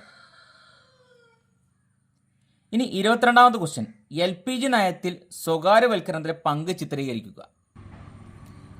സ്വകാര്യവൽക്കരണം എന്താണെന്ന് നിങ്ങൾക്ക് അറിയാവുന്ന കാര്യമാണ്. സ്വകാര്യവൽക്കരണത്തെ കുറിച്ച് നമ്മൾ പഠിച്ചിട്ടുണ്ട്. നമ്മൾ രാജ്യം പ്രധാനമായിട്ടും 1950 കാലഘട്ടങ്ങളിൽ നമ്മളൊരു സോഷ്യൽ സമ്പദ് വ്യവസ്ഥയായിരുന്നു നമ്മൾ സ്വീകരിച്ചിട്ടുണ്ടായിരുന്നത്. സോഷ്യൽ സമ്പദ് വ്യവസ്ഥയുടെ പ്രത്യേകത എന്ന് പറഞ്ഞു കഴിഞ്ഞാൽ അവിടെ ഗവൺമെൻറ്റിനായിരിക്കും കൂടുതലായിട്ട് നിയന്ത്രണം ഉണ്ടാവുക. എന്നാൽ പിന്നീട് നമുക്ക് മനസ്സിലായി ഇന്ത്യ ഒരു സോഷ്യൽ സമ്പദ് വ്യവസ്ഥ ആണെങ്കിൽ അല്ലെങ്കിൽ ഗവൺമെൻറ് മാത്രം നിയന്ത്രണമാണെങ്കിൽ ആ രാജ്യം ഒരിക്കലും വികസിക്കില്ല. അതുകൊണ്ട് നമ്മുടെ രാജ്യം എന്ത് ചെയ്ത് അന്നത്തെ കാലത്ത് ഗവൺമെൻറ് നിയന്ത്രണമായിട്ടുള്ള പല സ്ഥാപനങ്ങളും ആർക്ക് വിട്ടുകൊടുത്ത് സ്വകാര്യ മേഖലയ്ക്ക് വിട്ടുകൊടുക്കുകയാണ്. അപ്പം അതിൻ്റെ ഭാഗമായിട്ടാണ് സ്വകാര്യവൽക്കരണം വന്നത്. രാജ്യത്ത് പ്രധാനമായിട്ടും ലിബറലൈസേഷൻ, പിന്നെ പ്രൈവറ്റൈസേഷൻ, ഗ്ലോബലൈസേഷൻ നമ്മൾ പഠിച്ചിട്ടുണ്ട്. ലിബറലൈസേഷൻ എന്ന് പറഞ്ഞാൽ പല സ്ഥാപനങ്ങളും ഉദാരവൽക്കരിക്കുക, സ്വകാര്യവൽക്കരണം എന്ന് പറഞ്ഞാൽ പല സ്ഥാപനവും സ്വകാര്യവൽക്കരിക്കുക. മൂന്നാമത്തെന്ന് പറഞ്ഞാൽ ഗ്ലോബലൈസേഷൻ എന്ന് പറഞ്ഞു കഴിഞ്ഞാൽ ഒരു രാജ്യം വിദേശ രാജ്യങ്ങളുമായിട്ട് എല്ലാവിധ വ്യാപാര ബന്ധവും ഉണ്ടാവുക. അപ്പം സ്വകാര്യവൽക്കരണത്തിൻ്റെ ഭാഗമായിട്ട് നമ്മുടെ രാജ്യത്തുള്ള അല്ലെങ്കിൽ ഗവൺമെൻറ് നിയന്ത്രിച്ചിരുന്ന പല സ്ഥാപനങ്ങളും ആർക്ക് വിട്ടുകൊടുത്ത് സ്വകാര്യ മേഖലയ്ക്ക് വിട്ടുകൊടുത്ത്. ഇപ്പോൾ നമ്മളിന്ന് കാണുന്ന പെട്രോൾ പമ്പൊക്കെ ഒരു കാലത്ത് ഗവൺമെൻറ് നിയന്ത്രണത്തിലായിരുന്നു, എന്നാൽ അത് സ്വകാര്യ മേഖലയ്ക്ക് വിട്ടുകൊടുത്തിട്ടുണ്ട്. എന്നാൽ മുഴുവനായിട്ട് വിട്ടുകൊടുത്തിട്ടുണ്ടോ? ഇല്ല. ഒരു നിയന്ത്രണം ആരുടെ കയ്യിലുണ്ടായിരിക്കും? ഗവൺമെൻറ്റിൻ്റെ കയ്യിൽ ഉണ്ടായിരിക്കും. അതുപോലെ തന്നെ LPG ഗ്യാസുകൾ നമ്മൾ വീടുകളിലൊക്കെ എല്ലാ വീടുകളും കണ്ടിട്ടുണ്ടായിരിക്കും. LPG ഉപയോഗിച്ചിട്ടാണ് നമ്മൾ വീട്ടിലത്തെ ഭക്ഷണവും കാര്യങ്ങളൊക്കെ പാകം ചെയ്യുന്നത്. എന്നാൽ ഇവിടെ സ്വകാര്യ മേഖലയ്ക്കും പങ്കുണ്ട്, ഗവൺമെൻറ്റിനും പങ്കുണ്ട് അല്ലേ. ഗവൺമെൻറ് ഒരു നിശ്ചിതമായിട്ടുള്ളൊരു നിയന്ത്രണം ആരടുത്തുണ്ടായി LPG ഗ്യാസിൻ്റെ മേലൊക്കെ ഉണ്ട്. എന്നാലും എന്താണ് ഗ്യാസൊക്കെ ഇല്ലാത്തൊരു ജീവിതത്തെക്കുറിച്ച് നമുക്ക് ഒരിക്കലും സങ്കല്പിക്കുകയില്ല. അപ്പോൾ ഗവൺമെൻറ് സ്വകാര്യ മേഖലയ്ക്ക് ഇത് അനുവദിച്ചിട്ടുണ്ടെങ്കിലും മുഴുവനായിട്ട് വിട്ടുകൊടുത്തിട്ടില്ല അല്ലേ. എന്നാലും അവിടെ ആരുണ്ടായിരിക്കും? ഗവൺമെൻറ്റിൻ്റെ നിയന്ത്രണം എപ്പോഴും ഉണ്ടായിരിക്കും. അവിടെ സ്വകാര്യ ആയിട്ടുള്ള സ്ഥാപനം, ഇപ്പോൾ നമ്മുടെ നാട്ടിലൊക്കെ ഒരുപാട് കടകളൊക്കെ എന്താണ് ഗ്യാസ് നിറയ്ക്ക് നിങ്ങൾ കണ്ടിട്ടുണ്ടായിരിക്കും. അതൊക്കെ എന്താണ് സ്വകാര്യ മേഖലൻ്റെ ഇതിലാണ്. എന്നാൽ ഇതൊക്കെ കൊടുക്കുന്ന സ്വകാര്യ മേഖല ആണെങ്കിൽ പോലും അവിടെ ആരെ നിയന്ത്രണം ഉണ്ടായിരിക്കും? ഗവൺമെൻറ്റിൻ്റെ നിയന്ത്രണം ഉണ്ടായിരിക്കും. എന്നാൽ വീടുകളിലേക്ക് കൊണ്ടുവരുന്ന ഗ്യാസിൻ്റെയൊക്കെ കൂടുതൽ നിയന്ത്രണം ആരുടെ ഗവൺമെൻറ്റിനുണ്ടായിരിക്കും. 23ാമത്തെ ക്വസ്റ്റ്യൻ, മനുഷ്യ മൂലധന ഉറവിടങ്ങൾ വിശദീകരിക്കുക. ഹ്യൂമൻ ക്യാപിറ്റൽ ഫോർമേഷൻ ഇന്ത്യ എന്ന 5ാമത്തെ ചാപ്റ്ററിലാണ് മനുഷ്യ മൂലധനത്തെക്കുറിച്ച് പറയുന്നത്. എന്താണ് മനുഷ്യ മൂലധനം? മനുഷ്യർ മൂലധന വസ്തുവായി മാറും. മനുഷ്യർ നല്ല പ്രവർത്തിക്കാനും നല്ലൊരു കഴിവുണ്ടാക്കിയെടുക്കുക, നല്ല ജോലി ചെയ്യാനും നല്ല വരുമാനം ഉണ്ടാക്കാനും അടിസ്ഥാന സൗകര്യങ്ങൾ മെച്ചപ്പെടുത്താനും നല്ലൊരു ജീവിത നിലവാരം ഉണ്ടാക്കാനുള്ള ഒരു കഴിവുണ്ടാവുന്നതിനാണ് നമ്മൾ മനുഷ്യർ മൂലധന വസ്തുവായി മാറുക എന്ന് പറയുന്നത്. എന്നാൽ മനുഷ്യന് ഒരു മൂലധന വസ്തുവായി മാറുന്നുണ്ടെങ്കിൽ പ്രധാനമായിട്ടും ഒരു 5 ഘടകങ്ങളുണ്ട്. ഈ 5 ഘടകങ്ങൾ ഉണ്ടെങ്കിൽ മാത്രമേ മനുഷ്യർ മൂലധന വസ്തുവായി മാറുള്ളൂ. ഒന്നാമത് വിദ്യാഭ്യാസം. നല്ലൊരു വിദ്യാഭ്യാസമുള്ള ആൾക്ക് മെച്ചപ്പെട്ട തൊഴിൽ കണ്ടാൽ തന്നെ നല്ല വരുമാനം ഉണ്ടാക്കാൻ വേണ്ടി സാധിക്കും. എന്നാൽ വിദ്യാഭ്യാസം ഇല്ലാത്ത ആളെ സംബന്ധിച്ച് ഇതൊക്കെ സാധ്യത കുറവാണ്. വിദ്യാഭ്യാസം ഇല്ലാത്ത ഒരാളേക്കാൾ കൂടുതൽ സാധ്യത ആർക്കുണ്ട്? വിദ്യാഭ്യാസം കിട്ടിയ ഒരാൾക്കുണ്ട്.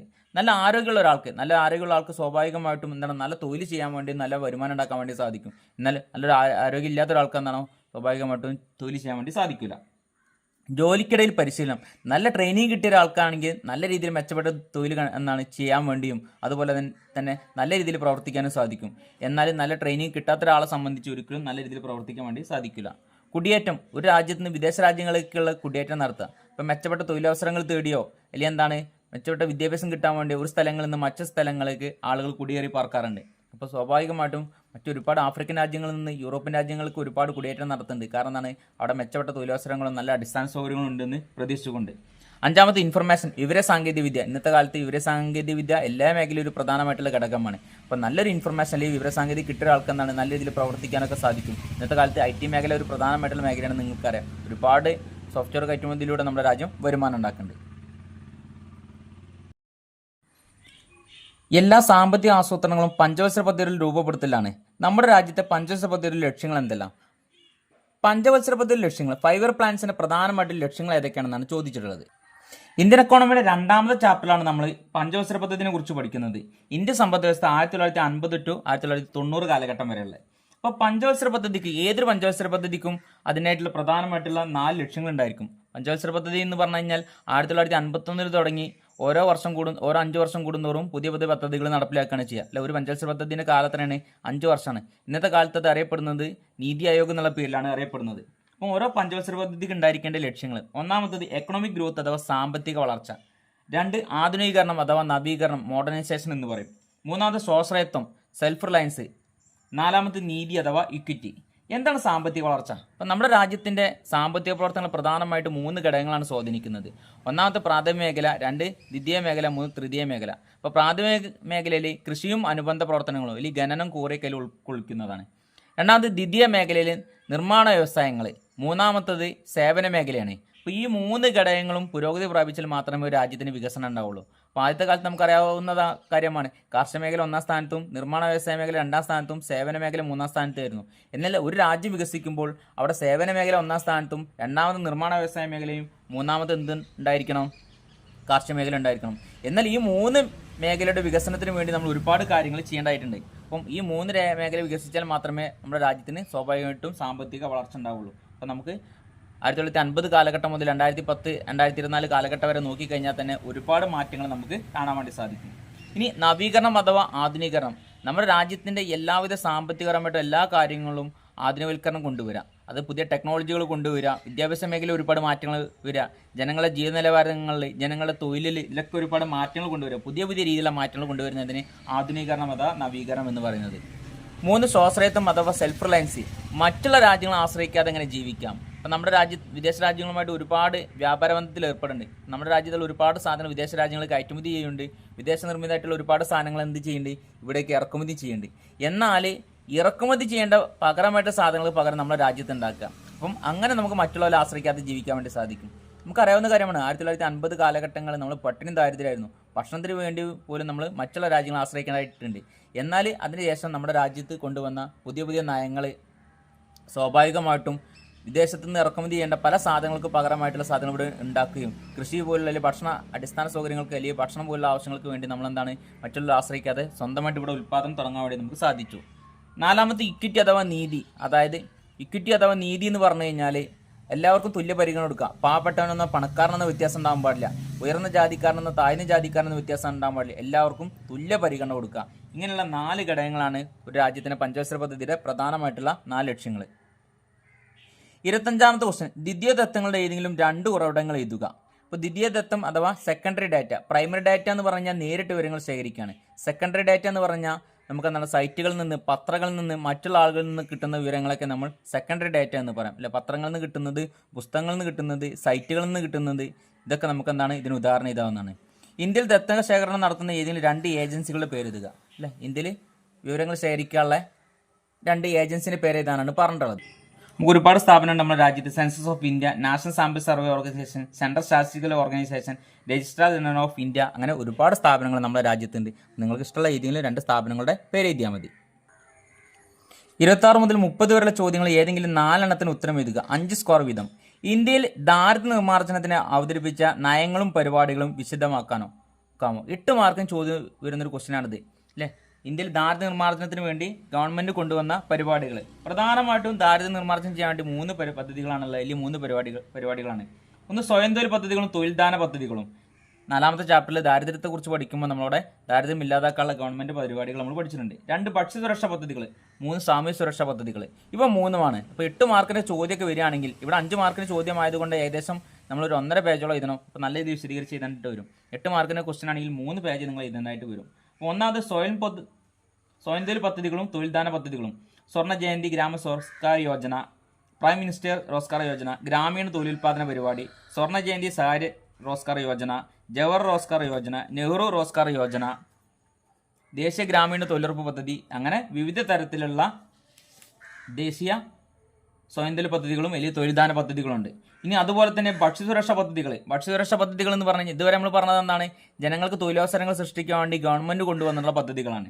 ഇനി ഭക്ഷ്യസുരക്ഷാ പദ്ധതികൾ ജനങ്ങൾക്ക് ഭക്ഷണം വിതരണം ചെയ്യാൻ വേണ്ടി പൊതുവിതരണ സംവിധാനം, റേഷൻ കടകൾ വഴി മറ്റൊക്കെ. സംയോജിത ശിശു വികസന പദ്ധതി, അല്ലേ, അതായത് ചെറിയ കുട്ടികളുടെ വികസനത്തിന് വേണ്ടി അവരുടെ ആരോഗ്യത്തിന് വേണ്ടിയുള്ള ഒരുപാട് പദ്ധതികൾ. സ്കൂളുകളിൽ ഉച്ചഭക്ഷണം, സ്കൂളുകളിൽ നിന്ന് ഭക്ഷണം വിതരണം ചെയ്യാം.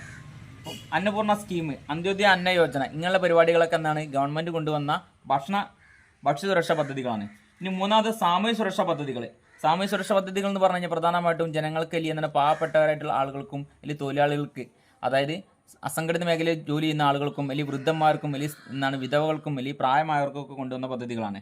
ആം Aadmi Bima Yojana, Indira Gandhi national old age pension scheme, Rashtriya Swasthya Bima Yojana, Atal pension Yojana, Janashree Bima Yojana, Pradhan Mantri Jeevan ജ്യോതി ബീമാ യോജന, പ്രധാനമന്ത്രി സുരക്ഷാ ബീമാ യോജന. ഇതൊക്കെയാണ് അതായത് പാവപ്പെട്ട ആളുകൾക്കും സ്ത്രീകൾക്കും വലിയ പുരുഷന്മാർക്കും വിധവകൾക്ക് അല്ലെങ്കിൽ എന്താണ് ഒരു ജോലിക്ക് പോകാൻ കഴിയാത്ത ആൾക്കാർക്ക്, പ്രായമായ ആളുകൾക്ക്, അസംഘടിത മേഖലയിൽ ജോലി ചെയ്യുന്ന ആളുകൾക്ക്, ഇവർക്കൊക്കെ വേണ്ടി കൊണ്ടുവന്ന പദ്ധതികളാണ്. അപ്പോൾ പ്രധാനമായിട്ടും ദാരിദ്ര്യം ഇല്ലാക്കാൻ വേണ്ടി നമ്മുടെ ഗവൺമെൻറ് കൊണ്ടുവന്ന 3 പദ്ധതികൾ നമ്മൾ പറഞ്ഞ്. ഒന്നാമത്തെ സ്വയം തൊഴിൽ പദ്ധതികളും തൊഴിൽദാന പദ്ധതികളും, സ്വന്തമായിട്ട് തൊഴിൽ കണ്ടെത്താൻ വേണ്ടിയും അല്ലെങ്കിൽ ഗവൺമെൻറ് തൊഴിൽ കൊടുക്കുന്നതായിട്ടുള്ള പദ്ധതികളാണ്. 2ാമത്തെ ഭക്ഷ്യസുരക്ഷാ പദ്ധതികൾ, ജനങ്ങൾക്ക് ഭക്ഷണം വിതരണം ചെയ്യാം. 3ാമത്തെ സാമൂഹ്യ സുരക്ഷാ പദ്ധതികൾ, സാമൂഹികപരമായിട്ട് പിന്നോക്കം നിൽക്കുന്നവരെ സഹായിക്കാൻ വേണ്ടി ഗവൺമെൻറ് കൊണ്ടുവന്നിട്ടുള്ള പദ്ധതികൾ. 1991 പുത്തൻ സാമ്പത്തികം നടപ്പിലാക്കിക്കൊണ്ട് ഇന്ത്യയിലെ വ്യാവസായിക മേഖലയുടെ പരിഷ്കരണം വ്യക്തമാക്കുക. 25ാമത്തെ ക്വസ്റ്റ്യൻ. പുത്തൻ സാമ്പത്തിക നയത്തിന്റെ ഭാഗമായിട്ടാണ് എന്ത് വന്നത്? ഉദാരവൽക്കരണം, ആഗോളവൽക്കരണം, സ്വകാര്യവൽക്കരണമൊക്കെ വന്നത്. അല്ലേ, നമ്മുടെ രാജ്യത്തുള്ള എല്ലാ മേഖലയിലും ഒരുപാട് മാറ്റങ്ങൾ കൊണ്ടുവരാൻ വേണ്ടി ഗവൺമെൻറ് കൊണ്ടുവന്നിട്ടുള്ള പദ്ധതിയാണ് സ്വാഭാവികമായിട്ട് സാമ്പത്തിക വളർച്ച ഉണ്ടാവണം. ഒരു രാജ്യം ഒറ്റയ്ക്ക് നിന്ന് കഴിഞ്ഞാൽ ഒരിക്കലും വികസനം ഉണ്ടാവില്ല എന്ന് മനസ്സിലായി.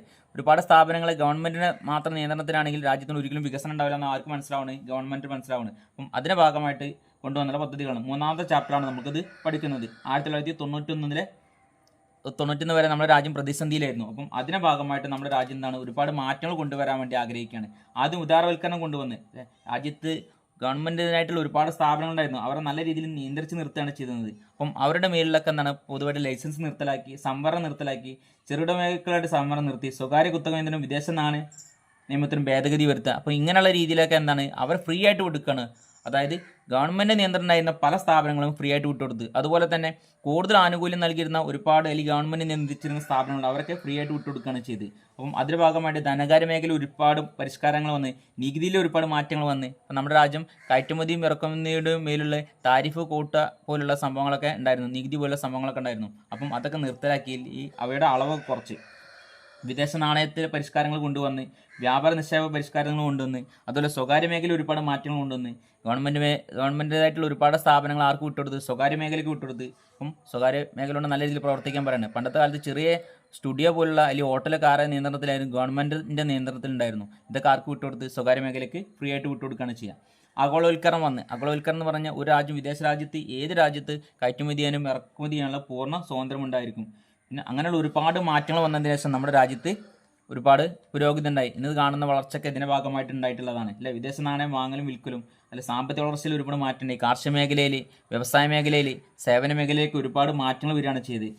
ഗവൺമെന്റ് ഒരു രാജ്യത്തുള്ള വലിയ വലിയ വ്യവസായങ്ങളെ നിയന്ത്രണത്തിലാക്കി, ഗവൺമെന്റ് നിയന്ത്രണത്തിലാക്കി, ഒരിക്കലും വിട്ടുകൊടുക്കില്ല എന്ന് തോന്നിയത്. എന്നാൽ ബാക്കിക്കാർക്ക് വിട്ടുകൊടുത്തു എന്ന് പറഞ്ഞത് സ്വകാര്യ മേഖലയ്ക്ക് വിട്ടുകൊടുത്ത്. അപ്പോൾ അതിന്റെ ഭാഗമായിട്ട് നമ്മുടെ രാജ്യത്ത് ഒരുപാട് മാറ്റങ്ങളുണ്ടായി. 28 സെൻസസ് സർവേയും സാമ്പിൾ സർവേയും വേർതിരിച്ചെഴുതുക. ഓരോന്നിനും ഉദാഹരണം വീതം എഴുതുക. സെൻസസ് സർവേ എന്ന് പറഞ്ഞു കഴിഞ്ഞാൽ നിങ്ങൾക്ക് എല്ലാവർക്കും അറിയാവുന്നതാണ്. നമ്മുടെ രാജ്യം ഓരോ 10 വർഷം കൂടുമ്പോഴും നടത്തുന്ന സർവേയാണ് സെൻസസ് സർവേ. അപ്പോൾ സെൻസസ് സർവേയിൽ എല്ലാത്തിനെയും പരിഗണിച്ചുകൊണ്ട് സർവേ നടത്തുകയാണ് ചെയ്യുക. എന്നാൽ സാമ്പിൾ സർവേ എന്ന് പറഞ്ഞു കഴിഞ്ഞാലോ വളരെ ചുരുങ്ങിയ രീതിയിൽ, അല്ലെങ്കിൽ എന്താണ്, കുറച്ച് ആളുകളെ മാത്രം പരിഗണിച്ചുകൊണ്ടുള്ള സർവേ നടത്തുകയാണെന്ന് തന്നെയാണ് നമ്മൾ എന്തെന്ന് പറയുക, സാമ്പിൾ സർവേ എന്ന് പറയുന്നത്. സെൻസസ് സർവേയിൽ എല്ലാ യൂണിറ്റിയും പരിഗണിക്കും അല്ലേ. അവിടെ നമ്മുടെ രാജ്യം സെൻസസ് നടത്തുകയാണെങ്കിൽ അവിടെ താഴ്ന്നവരെയും ഉയർന്നവരെയും അല്ലെ, സാമ്പത്തികമായിട്ട് മുന്നോക്കമുള്ളവനെയും ഇല്ലാത്തവനെയും എല്ലാവരെയും പരിഗണിച്ചുകൊണ്ടുള്ള സർവേ നടത്തുകയാണ് ചെയ്യുക. എന്നാൽ സാമ്പിൾ സർവേയിൽ എന്താണ്, വളരെ ചുരുങ്ങിയ ആളുകളെ മാത്രമേ പരിഗണിക്കുള്ളൂ. ഏത് സമയത്തും എപ്പോഴും നമുക്ക് സാമ്പിൾ സർവേ നടത്താൻ പറ്റും. ഇപ്പോൾ ഒരു ക്ലാസ്സിൽ സാമ്പിൾ സർവേ നടത്തുകയാണെങ്കിൽ അവിടെ കുറച്ച് കുട്ടികളെ മാത്രമേ പരിഗണിച്ചാൽ മതി. എന്നാൽ സെൻസസ് സർവേ ആണെങ്കിൽ എല്ലാവരെയും പരിഗണിച്ചുകൊണ്ടുള്ള സർവേ നമുക്ക് നടത്താനായിട്ട് വരും. അപ്പോൾ രണ്ടിനും ഓരോ ഉദാഹരണം വീതം വേണ്ടി ഇതാണ് പറഞ്ഞത്. അപ്പോൾ ഇന്ത്യയിലെ സെൻസസ് അല്ലെ, എക്സാമിന് ചിലപ്പോൾ സെൻസസ് സർവേക്കും സാമ്പിൾ സർവേ നടത്തുന്ന സ്ഥാപനങ്ങൾ ഏതാണെന്ന് ചോദിക്കും. സെൻസസ് സർവേ നടത്തുന്ന പ്രധാനമായിട്ടുള്ള സ്ഥാപനങ്ങൾ census of India, national sample survey organisation, central statistical organisation, registrar general of India, labour bureau, ഇങ്ങനെയുള്ള ഒരുപാട് സ്ഥാപനങ്ങൾ ഇവിടെ സെൻസസ് നടത്താറുണ്ട്. ഇനി 29ാമത്തെ ക്വസ്റ്റ്യൻ, താഴെ കൊടുത്തിരിക്കുന്ന ദത്തങ്ങളിൽ നിന്നും ക്ലാസ് ഇടവേള 10 എടുത്തുകൊണ്ട് ഒഴിവാക്കൽ രീതിയിൽ ഒരു ആവൃത്തി വിതരണ പട്ടിക തയ്യാറാക്കുക. അതായത് ഒരു എക്സ്ക്ലൂസീവ് ക്ലാസ് എന്താണ് നിർമ്മിക്കുക. ക്ലാസും ടാലിയും ഫ്രീക്വൻസിയും കണ്ടെത്താൻ വേണ്ടിയാണ് പറഞ്ഞുള്ളത്. അപ്പോൾ വളരെ സിമ്പിൾ ആയിട്ടുള്ള ക്വസ്റ്റ്യൻ ആണ്. അപ്പം നിങ്ങൾ ഇവിടെ ശ്രദ്ധിക്കേണ്ട കാര്യം, ഇവിടെ നമ്മളൊരു ക്ലാസ്സിൻ്റെ അകലം 10 എടുത്തുള്ള ഒരു ക്ലാസ്സാണ് നിർമ്മിക്കേണ്ടത്. അപ്പം ആദ്യം ഏറ്റവും ചെറിയ സംഖ്യ നിങ്ങൾ കണ്ടെത്തണം. ഏറ്റവും ചെറിയ സംഖ്യ എത്രയാണ് തന്നിട്ടുള്ളത്? 8 ആണ് തന്നിട്ടുള്ളത് അല്ലേ, 7 ആണ് തന്നിട്ടുള്ളത്. ഏറ്റവും വലിയ സംഖ്യ എത്രയാണ് ഇവിടെ തന്നതെന്ന് നോക്കുക അല്ലെ. വലിയ സംഖ്യ തന്നിട്ടുള്ളത് എത്രയാണ്? 45 തന്നിട്ടുണ്ട്. അപ്പം ഇത് ഉൾക്കൊള്ളിച്ചുകൊണ്ടുള്ള ഒരു ക്ലാസ് ആയിരിക്കണം നിങ്ങൾ നിർമ്മിക്കേണ്ടത്. അപ്പോൾ ക്ലാസ് നിർമ്മിക്കുമ്പോൾ നിങ്ങൾ ആദ്യം ശ്രദ്ധിക്കേണ്ടത് ഏറ്റവും ചെറിയ സംഖ്യ ഏറ്റവും വലിയ സംഖ്യയാണെന്ന് പറഞ്ഞു. ഇനി ഏറ്റവും ക്ലാസ്സിൻ്റെ അകലം 10 എടുത്തുകൊണ്ട്, അപ്പോൾ ക്ലാസ്സിൻ്റെ അകലം 10 എടുത്തുകൊണ്ടെന്ന് പറയുമ്പോൾ ആദ്യത്തെ ക്ലാസ് 0 to 10, രണ്ടാമത്തെ 10 to 20, 20 to 30, 30 to 40, 40 to 50. കാരണം നമ്മൾ 50 വരെ നിർമ്മിച്ചാൽ മതി. കാരണം എന്തെന്ന് വെച്ച് കഴിഞ്ഞാൽ ഇവിടെ തന്നിരിക്കുന്ന ഏറ്റവും വലിയ സംഖ്യ എത്രയാണ്? 45 ആണ്. അപ്പം അത് ഉൾക്കൊള്ളിച്ചുകൊണ്ടുള്ള ഒരു ക്ലാസ് ആണ് നമ്മൾ നിർമ്മിക്കേണ്ടത്. ഇനി നമ്മൾ ടാലി മാർക്കാണ് രേഖപ്പെടുത്തേണ്ടത്. എന്താ ടാലി മാർക്ക് എന്ന് പറഞ്ഞാൽ ഓരോ സംഖ്യകളും നമ്മൾ അടയാളപ്പെടുത്തണം. ഇവിടെ 12 ഏതിൽ വരും നോക്കുക. 12 ഇവിടെ വരിക 10 to 20 വരും. 15 10 to 20, 20 20 to 30. കാരണം 10 to 20 ഒരിക്കലും 20 വരില്ല. കാരണം 10 to 19.99 വരിക. അപ്പം അടുത്ത 20 എവിടെയാണ് വരിക? അടുത്ത ക്ലാസ്സിൽ 20 to 30 വരിക. 32 30 to 40, 28 20 to 30, 8 ആദ്യത്തെ ക്ലാസ്സിൽ 0 to 10, 14 രണ്ടാമത്തെ ക്ലാസ്സിൽ, 34 30 to 40, 12 ഇവിടെ 3 ഇവിടെ. അപ്പോൾ 3 ഏറ്റവും ചെറിയ സംഖ്യ കേട്ടോ. 21 എവിടെ വരിക? ഇവിടെ. 25 ഇവിടെ. 18 അഞ്ചാമത്തെ വരുമ്പോൾ നമ്മൾ എന്ത് ചെയ്യണം? ഇങ്ങനെ ക്രോസ് ചെയ്യണം. 40 എവിടെ വരിക? ഏറ്റവും അവസാനത്തിൽ. 35 27 45 14 7 36 44 29 27 32 22 43 14. അപ്പോൾ നിങ്ങൾ ടാലി മാർക്ക് ചെയ്ത് കഴിഞ്ഞു. ഇനി ഫ്രീക്വൻസി കണ്ടെത്തണം. കാരണം എന്താണ്? ഈ ടാലി മാർക്ക് കൂട്ടി ഇവിടെ എഴുതണം. 3 7 8 5 4 ടോട്ടൽ കൂട്ടി ചെയ്താൽ 10 18 9 27. 27 ഉണ്ടോയെന്ന് നോക്കണമെന്ന് എന്ത് ചെയ്താൽ ഈ തന്നിരിക്കുന്ന സംഖ്യകൾ എണ്ണിയാൽ മതി. 3 6 7. അപ്പം 3 21 6 27 സംഖ്യകളുണ്ട്. അപ്പോൾ നമ്മൾ ചെയ്ത ടാലി മാർക്ക് ശരിയാണ്.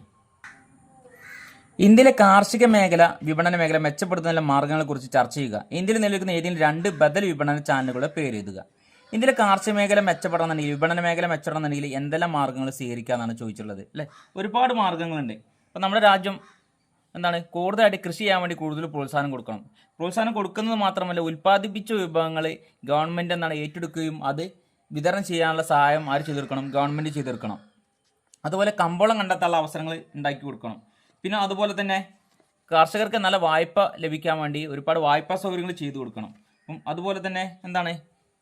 ഒരുപാട് വിപണന സൗകര്യങ്ങൾ മെച്ചപ്പെടുത്തി കൊടുക്കണം. അതിനുവേണ്ടി എന്താണ്? കൃഷി ചെയ്യാൻ വേണ്ടി ഒരുപാട് കൃഷി ചെയ്യാൻ വേണ്ടിയും അതെന്താണ് സാധനം വിറ്റഴിക്കാൻ വേണ്ടി ഒരുപാട് സ്വയം സഹായ സംഘങ്ങളും പിന്നെ അതുപോലെ തന്നെ കുടുംബശ്രീ പോലുള്ള ഇതും പിന്നെ കാർഷിക വിപണി സംവിധാനങ്ങളൊക്കെ കൊണ്ടുവരണം അല്ലേ. കാർഷിക വിപണി മെച്ചപ്പെടുത്താൻ വേണ്ടി പ്രധാനമായിട്ടും നമുക്കറിയാവുന്നതാണ് റെഗുലേറ്റഡ് മാർക്കറ്റുകൾ, road, railway, warehouse, godown, cold storage, സംസ്കരണശാലകൾ തുടങ്ങിയ അടിസ്ഥാന സൗകര്യങ്ങൾ പുരോഗതി പ്രാപിക്കുക. സഹകരണ സംവിധാനം വിപണനം മെച്ചപ്പെടുത്തുക, താങ്ങുവില പ്രഖ്യാപിക്കുക, കുറഞ്ഞ പലിശയ്ക്ക് വായ്പ കൊടുക്കുക. ഇങ്ങനെ ഒരുപാട് കാര്യങ്ങൾ ചെയ്യണം അല്ലെ. പ്രധാനമായിട്ടും നമ്മുടെ രാജ്യത്തിലെ കാർഷിക മേഖല പുരോഗതി പ്രാപിക്കാൻ വേണ്ടി അല്ലെങ്കിൽ കാർഷിക വിപണനം മെച്ചപ്പെടാൻ വേണ്ടി ഗവൺമെൻറ് ശ്രദ്ധിക്കേണ്ടത് റെഗുലേറ്റഡ് മാർക്കറ്റുകൾ സ്ഥാപിക്കുക, റോഡ്, റെയിൽവേ അതുപോലെ തന്നെ വെയർഹൗസ്, ഗോഡൌൺ, കോൾഡ് സ്റ്റോറേജ് പോലുള്ള സംവിധാനങ്ങൾ മെച്ചപ്പെടുത്തുക, സഹകരണ വിപണന സംവിധാനം മെച്ചപ്പെടുത്തുക, താങ്ങുവില പ്രഖ്യാപിക്കുക, കുറഞ്ഞ പലിശക്ക് വായ്പാ സൗകര്യങ്ങൾ ചെയ്തു കൊടുക്കുക. അപ്പം ഇതൊക്കെ ഈ കാര്യങ്ങളൊക്കെ ആര് ചെയ്തു കൊടുക്കണം? ഗവൺമെൻറ് ചെയ്തു കൊടുക്കണം എന്നാണ് പറഞ്ഞത്. അപ്പം ഇതൊക്കെ ഓരോ സംസ്ഥാനത്തിലും ഗവൺമെൻറ് അവരുടേതായിട്ടുള്ള ഒരുപാട് സംഘടനകളൊക്കെ രൂപം കൊടുത്തിട്ടുണ്ട്. അപ്നി മണ്ഡി പഞ്ചാബ്, ഹരിയാന, രാജസ്ഥാനിൽ, അഡാസ്പ്ര മണ്ഡി പൂനെയിൽ, റയത് ബസർ ആന്ധ്രാപ്രദേശിലും തെലങ്കാനയിലും പഴം പച്ചക്കറി വിപണികൾ മെച്ചപ്പെടുത്താൻ വേണ്ടി കൊണ്ടുവന്ന് അല്ലെ അത് ഏറ്റെടുക്കുന്നത്. ഒയവർ സന്ധി തമിഴ്നാട്ടിലെ കർഷക വിപണികൾ അല്ലെ. ഇങ്ങനത്തെ ഒരുപാട് സംവിധാനങ്ങളുണ്ട്. അതുപോലെ തന്നെ കൃഷിയോടൊപ്പം മറ്റുള്ള ഇതിനൊക്കെ പ്രോത്സാഹനം കൊടുത്തു കഴിഞ്ഞാൽ സ്വാഭാവികമായിട്ടും നമ്മൾ കാർഷിക മേഖല ഒരുപാട് മെച്ചപ്പെടും. ഇനി 31ാമത്തെ ക്വസ്റ്റ്യൻ, ഒജീവ് വരച്ച് മാധ്യാങ്കം കണക്കാക്കുക. ഒജീവ് കർവ് നിങ്ങൾ പഠിച്ചിട്ടുണ്ടായിരിക്കും. എന്താ ogive curve? Less than ogive, more than ogive നിങ്ങൾ പഠിച്ചിട്ടുണ്ടായിരിക്കും. നമുക്ക് 31ാമത്തെ ക്വസ്റ്റ്യനും 33ാമത്തെ ക്വസ്റ്റ്യനും അതായത് ഒജീവും പിന്നെ അതുപോലെ മീനും മീഡിയം മോഡും കാണും നമുക്ക് ഒന്നിച്ച് പഠിക്കുന്നത്. അപ്പോൾ നമ്മൾ 32ാമത്തെ ക്വസ്റ്റ്യനും കൂടി ഇന്ന് ചർച്ച ചെയ്യാം. 1950 മുതൽ 90 വരെ കാലഘട്ടങ്ങളിൽ കാർഷിക മേഖലയിലെ മാറ്റങ്ങളെ ചർച്ച ചെയ്യുക. 1950 മുതൽ 90 കാലഘട്ടങ്ങളിൽ കാർഷിക മേഖലയിൽ ഒരുപാട് മാറ്റങ്ങൾ കൊണ്ടുവന്നിട്ടുണ്ട്. ഹരിത വിപ്ലവം കൊണ്ടുവന്നത്, അതുപോലെ തന്നെ ആസൂത്രണ കമ്മീഷൻ കൊണ്ടുവന്നത് ഈ കാലഘട്ടത്തിലാണ്. നമുക്കറിയാവുന്ന കാര്യമാണ്, ബ്രിട്ടീഷുകാരുടെ ഭരണകാലത്ത് നമ്മുടെ കാർഷിക മേഖല വളരെ പിന്നോക്കാവസ്ഥയിലേക്ക് പോയിട്ടുണ്ടായിരുന്നു. അപ്പോൾ കാർഷിക മേഖലയെ മെച്ചപ്പെടുത്തണം, അല്ലെങ്കിൽ കൃഷിയെ സ്തംഭനാവസ്ഥയെ ഒരുപാട് മാറ്റങ്ങൾ കൊണ്ടുവരണം. അന്നത്തെ കാലത്ത് ഉണ്ടായിരുന്ന ലാൻഡ് സെറ്റിൽമെൻറ്റ് സമ്പ്രദായമൊക്കെ കാർഷിക മേഖല വളരെ പിന്നോക്കാവസ്ഥയ്ക്ക് നയിക്കുകയാണ് ചെയ്തത്. അപ്പം 1950 ശേഷം നമ്മൾ സ്വാതന്ത്ര്യം കിട്ടിയതിന് ശേഷം നമ്മുടെ രാജ്യം കാർഷിക മേഖല പുരോഗതി പ്രാപിക്കാൻ വേണ്ടി ഒരുപാട് കാര്യങ്ങൾ ചെയ്തു. അതിൻ്റെ ഭാഗമായിട്ടാണ് നമ്മൾ നേരത്തെ പറഞ്ഞതുപോലെ ഹരിത വിപ്ലവം പോലെ സംഭവങ്ങളൊക്കെ കൊണ്ടുവന്നത്. അതുപോലെ അടിസ്ഥാന സൗകര്യങ്ങളൊക്കെ മെച്ചപ്പെടുത്താൻ വേണ്ടി ആര് ശ്രമിച്ചു തുടങ്ങി? ഗവൺമെൻറ് ശ്രമിച്ചു തുടങ്ങുകയാണ്. അപ്പോൾ കാർഷിക മേഖലയിലെ മാറ്റങ്ങൾ എന്തൊക്കെയായിരുന്നു? അന്നത്തെ കാലത്ത് കാർഷിക മേഖലയിലെ മാറ്റങ്ങൾ കൊണ്ടുവരാൻ വേണ്ടി കൊണ്ടുവന്ന പ്രധാനമായിട്ടുള്ള 2 ഘടകങ്ങളാണ്. ഒന്ന് ഭൂനയ പരിഷ്കാരം, 2 ഹരിത വിപ്ലവം. ഭൂനയ പരിഷ്കാരം എന്ന് പറഞ്ഞു കഴിഞ്ഞാൽ ഒരാളുടെ പേരിൽ ഇത്ര സ്ഥലം ഉണ്ടാകുമ്പോൾ അല്ലെങ്കിൽ ഒരാളുടെ പേരിൽ ഇത്ര ഭൂമി ഉണ്ടാകുമ്പോൾ ഒരു കണക്ക് കൊണ്ടുവന്ന് അന്നത്തെ കാലത്ത് പാവപ്പെട്ട കർഷകർക്കായിരുന്നു കൂടുതലായിട്ട് കൃഷിയിടങ്ങളൊക്കെ ജോലി ചെയ്തിട്ടുണ്ടായിരുന്നു. അപ്പോൾ അവർക്കൊക്കെ കൃഷിഭൂമിയൊക്കെ ആർക്ക് പിടിച്ചു കൊടുത്ത്? കർഷകർക്ക് പിടിച്ചു കൊടുത്ത്. അപ്പം പാവപ്പെട്ട ജനങ്ങൾക്ക് കൂടുതലായിട്ടും കൃഷിഭൂമി പിടിച്ചെടുത്തു. അപ്പം അന്നത്തെ കാലത്ത് നമ്മുടെ രാജ്യം മൊത്തം കൊണ്ടുവന്നൊരു സംഭവമായിരുന്നു ലാൻഡ് റിഫോം, ഭൂനയ പരിഷ്കാരം. അപ്പം ജന്മിമാരായിട്ടുള്ള ആളുകളിൽ നിന്ന് അല്ലെങ്കിൽ സമ്പന്നരായിട്ടുള്ള ആളുകളുടെ മേലൊക്കെ ഒരുപാട് എന്തുണ്ടായിരുന്നു, ഭൂമി ഉണ്ടായിരുന്നു. അതൊക്കെ പിടിച്ചെടുത്ത് ആർക്ക് വിതരണം ചെയ്ത് കൊടുത്തു? പാവപ്പെട്ട കർഷകർക്ക് വിതരണം ചെയ്ത് കൊടുക്കുകയാണ് ചെയ്തിട്ടുണ്ടായിരുന്നത്. അപ്പം അതുപോലെ തന്നെ കൊണ്ടുവന്നുള്ള മറ്റൊരു സംഭവമാണ് ഹരിത വിപ്ലവം. ഹരിത വിപ്ലവം എന്ന് പറഞ്ഞാൽ കാർഷിക മേഖല പുരോഗതി പ്രാപിക്കാൻ വേണ്ടി അതിൻ്റെ ഭാഗമായിട്ടാണ് അത്യുൽപാദന ശേഷിയുള്ള വിത്തുകൾ വന്നത്, രാസവളങ്ങളും കീടനാശിനികളും വന്നത്, ട്രാക്ടറുകൾ, പമ്പ് സെറ്റുകൾ വന്നത്, ജലസേചന സൗകര്യം മെച്ചപ്പെട്ടത്, കാർഷിക ഉൽപ്പന്നങ്ങൾ വിപണന സൗകര്യം മെച്ചപ്പെട്ടത്, കർഷകർക്ക് കുറഞ്ഞ പലിശയിൽ വായ്പ ലഭിച്ചത്, ഇതൊക്കെ ഇതിൻ്റെ ഭാഗമായിട്ടാണ്. അതിൻ്റെ ഭാഗമായിട്ട് നമ്മുടെ രാജ്യത്തുള്ള ഉൽപ്പാദനം ഗണ്യമായിട്ട് വർദ്ധിക്കുകയാണ് ചെയ്ത്. അപ്പം മറ്റുള്ള രാജ്യങ്ങളെ ആശ്രയിക്കാതെ അതുവരെ ഭക്ഷണ ആവശ്യങ്ങൾക്ക് വേണ്ടി വരെ നമ്മൾ മറ്റുള്ള രാജ്യങ്ങളെ ആശ്രയിക്കുമായിരുന്നു. അപ്പം അതൊക്കെ നമുക്ക് ഒരുവിധമൊക്കെ ഒഴിവാക്കാൻ വേണ്ടി സാധിച്ചു. അതുപോലെ കാർഷിക സബ്സിഡി അനുകൂലിക്കുന്ന വാദങ്ങൾ നൽകുക. സബ്സിഡി എന്ന് പറഞ്ഞാൽ എന്താ നിങ്ങൾക്ക് അറിയാം? ഗവൺമെൻറ്റിൽ നിന്ന് ജനങ്ങൾക്ക് കിട്ടുന്ന ആനുകൂല്യത്തെയാണ് നമ്മൾ പ്രധാനമായിട്ട് സബ്സിഡി എന്ന് പറയുന്നത്. അപ്പം അന്നത്തെ കാലത്ത് പ്രധാനമായിട്ടും കൃഷി ചെയ്യുന്ന ആൾക്കാർക്ക് അല്ലെങ്കിൽ കർഷകർക്കായിരുന്നു കൂടുതലായിട്ട് സബ്സിഡി കൊടുക്കുന്നത്. രാസവളങ്ങൾക്കും കീടനാശിനികൾക്കും വിത്തുകൾക്കും യന്ത്രങ്ങൾക്കൊക്കെ സബ്സിഡി കൊടുക്കുമായിരുന്നു. അപ്പോൾ സബ്സിഡി കൂടുതലായിട്ട് കർഷകരെ കൃഷിയിലേക്ക് ആകർഷിക്കുകയാണ് ചെയ്യുക. അപ്പോൾ അന്നത്തെ കാലത്ത് അല്ലെങ്കിൽ കൃഷി എന്ന് പറഞ്ഞു കഴിഞ്ഞാൽ ഇന്നും ലാഭമുള്ളൊരു ബിസിനസ് അല്ല. കൃഷി ചിലപ്പോൾ കാലാവസ്ഥ പ്രതികൂലമായ പോലും കൃഷിയെ വളരെ ദോഷമായിട്ട് ബാധിക്കാറുണ്ട്. അപ്പം ദോഷമായിട്ട് ബാധിക്കുമ്പോൾ സ്വാഭാവികമായിട്ടും കർഷകരെ പിന്നീട് ഒരിക്കലും കൃഷി ചെയ്യാൻ വേണ്ടി താല്പര്യം ഉണ്ടാവില്ല. അപ്പം ഇതൊക്കെ എന്താണ്, ഗവൺമെൻറ് കൂടുതലായിട്ട് ആനുകൂല്യം കൊടുക്കുമ്പോൾ അല്ലെങ്കിൽ വിത്തുകളും സബ്സിഡി നിരക്കിൽ കൊടുക്കുമ്പോൾ അല്ലെങ്കിൽ വളങ്ങൾ സബ്സിഡി നിരക്കിൽ കൊടുക്കുമ്പോൾ അല്ലെങ്കിൽ യന്ത്രങ്ങൾ സബ്സിഡി നിരക്കിൽ കൊടുക്കുമ്പോൾ സ്വാഭാവികമായിട്ടും കർഷകർക്ക് അത് കൂടുതൽ ചിലവുള്ള പോലെ തോന്നില്ല. അതുപോലെ പുതിയ രീതിയിലെ കാർഷിക രീതിയെ പ്രോത്സാഹിപ്പിക്കാൻ തുടങ്ങി. കൃഷി ലാഭമല്ലാത്തൊരു ബിസിനസ്സായിട്ട് പോലും ഗവൺമെൻറ് സബ്സിഡി കൊടുക്കുമ്പോൾ സ്വാഭാവികമായിട്ടും അത് കർഷകർക്ക് അതുകൊണ്ട് ഒരുപാട് ഗുണങ്ങളുണ്ടാവുകയാണ് ചെയ്യുന്നത്. പാവപ്പെട്ട കർഷകരും ധനികരായിട്ടുള്ള അന്തരം കുറഞ്ഞു വന്ന് ആധുനിക കാർഷിക നിവേശങ്ങൾ വാങ്ങിക്കുന്ന പാവപ്പെട്ട കർഷകർക്ക് സബ്സിഡി ഒരുപാട് സഹായമാവും. മോശം കാലാവസ്ഥ, വെള്ളപ്പൊക്കം, വരൾച്ച എന്നിവയുണ്ടാകുന്ന നാശനഷ്ടങ്ങളെ അതിജീവിക്കാർക്ക് കർഷകർക്ക് സാധിക്കും. കൃഷി വ്യാപിച്ച് കാർഷികോൽപ്പന്നങ്ങൾ വർദ്ധിപ്പിക്കുന്ന സബ്സിഡി സഹായമാണ്. ഇപ്പോൾ ഗവൺമെൻറ് കൊടുക്കുന്ന സബ്സിഡിയിൽ നിന്ന് ജനങ്ങൾക്ക് ഇതുപോലെ ഒരുപാട് ഗുണങ്ങൾ ഉണ്ടാവുകയാണ് ചെയ്യുന്നത്. ഇവിടെ ക്ലാസ്സും ഫ്രീക്വൻസി എന്നിട്ടുണ്ട്. മീനും മീഡിയം മോഡും ചെയ്യാൻ വേണ്ടിയാണ് പറഞ്ഞത്. ആദ്യം നമ്മൾ മീൻ അഥവാ മാധ്യമാണ് ചെയ്യാൻ വന്നത്. മാധ്യം കാണാനുള്ള ഇക്വേഷൻ എന്തായിരുന്നു? X bar equal to sigma FM/N. നമ്മൾ ഒരുപാട് ഇക്വേഷൻ പഠിച്ചിട്ടുണ്ട്, പക്ഷെ നമ്മളിവിടെ ഈ ഇക്വേഷൻ ഉപയോഗിച്ചാൽ മതി. എന്നാൽ മീഡിയം കാണാനുള്ള ഇക്വേഷൻ എന്താണ്? Continuous series. ഇത് കണ്ടിന്യൂസ് സീരീസ് ആണ്, ക്ലാസ് ഓഫ് ഫ്രീക്വൻസി ആണ് നിന്നിട്ടുള്ളത്. L+N/2 CF/F × I എന്ന ഇക്വേഷനാണ് നിങ്ങൾ ഉപയോഗിക്കേണ്ടത്. ഇനി മോഡ് കാണാനുള്ള ഇക്വേഷൻ എന്താണ്? Mode equal to 3m - 2x bar. ഈ ഇക്വേഷൻ ഉപയോഗിച്ചാണ് നമ്മളിത് മൂന്നും കണ്ടെത്തേണ്ടത്.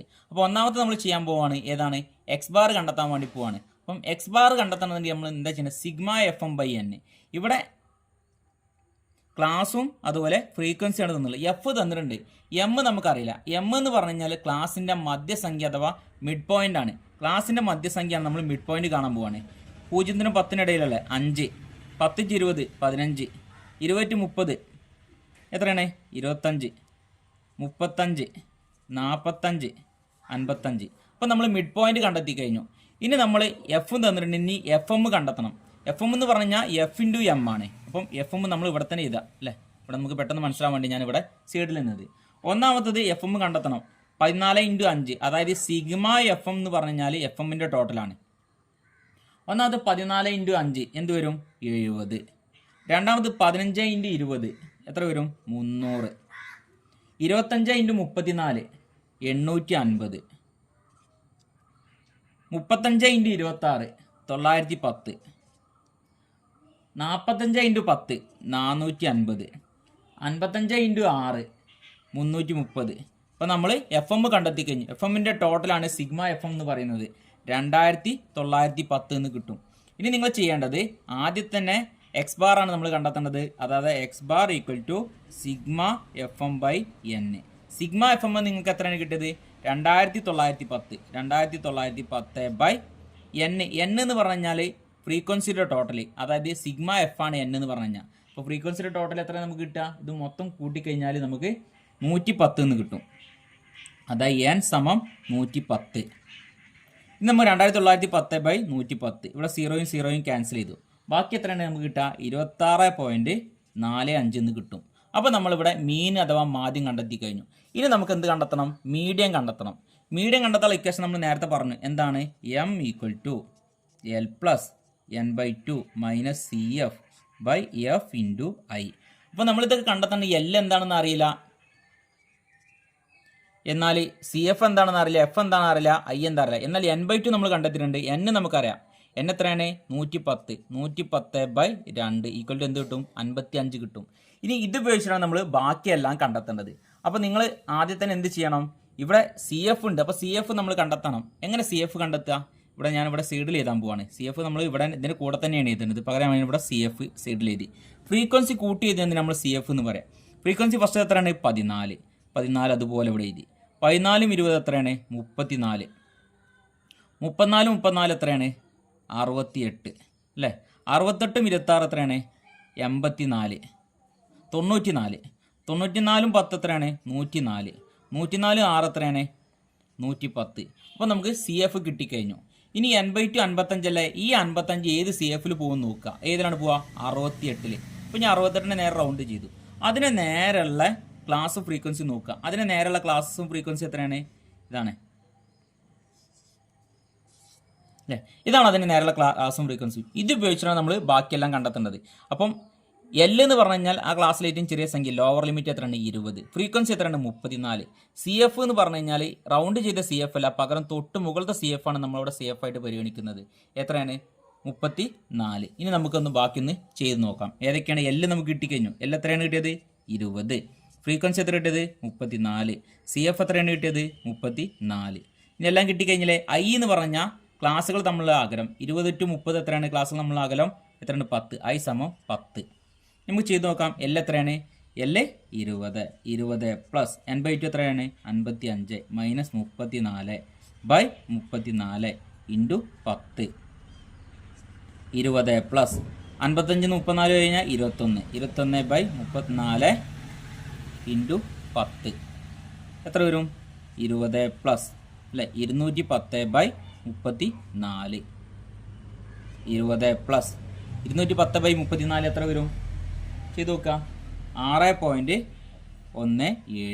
അതായത് എം സമം 26.17 നമുക്ക് കിട്ടും. അപ്പം നമ്മൾ എന്ത് കണ്ടെത്തി കഴിഞ്ഞ്? മീഡിയം കണ്ടെത്തി കഴിഞ്ഞ്.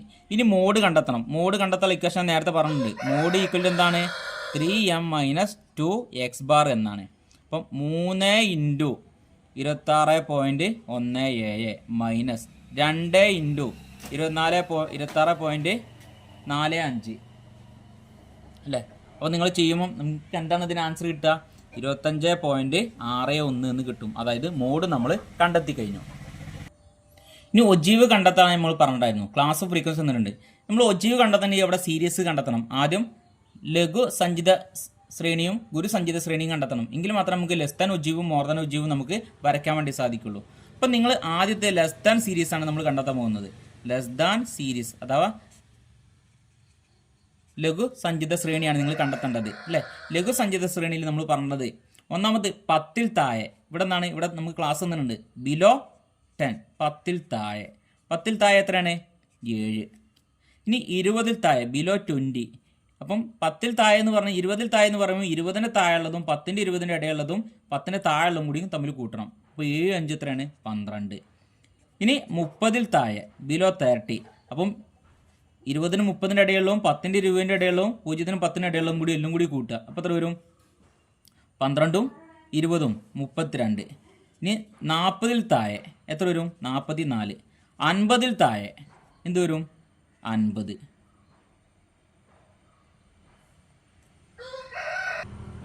ഇപ്പം നമ്മൾ ലെസ് ദാൻ സീരീസ് കണ്ടെത്തി കഴിഞ്ഞു.